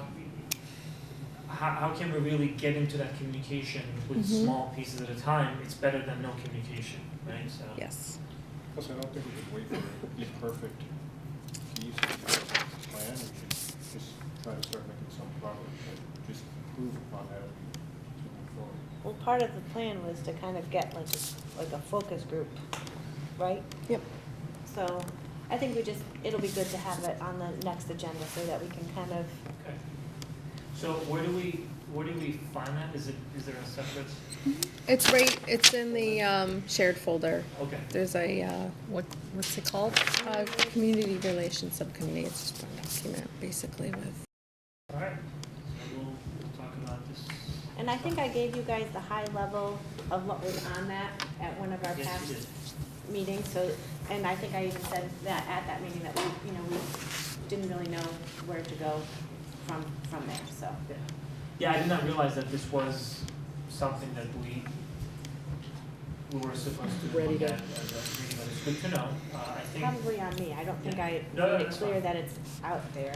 I know I didn't actually, so I I made an definitely- assumption. good, actually, this is a good two-page document with a lot of. That 28th meeting is gonna be, It should be a good conversation. that 28th meeting is gonna be a Do we have long a, meeting. do we have a executive Yes. session? Okay, we did. All right, so any, Because we're gonna present the budget. any topics, anything? They want to go over their goals. That we should be including in Right. our next agenda? Like their goals. No? Okay. So with that, we will vote to enter into Okay. executive session under Massachusetts General Law, Chapter 30A, Section 21, Do you need me Part for executive B3, session? to discuss strategy with regard to collective bargaining, as doing so in an open session may have a detrimental effect on the bargaining position of the committee. The committee will not return to open session. And Kathy, can we ask you for a roll call, please? Aye. Aye. Aye. Aye.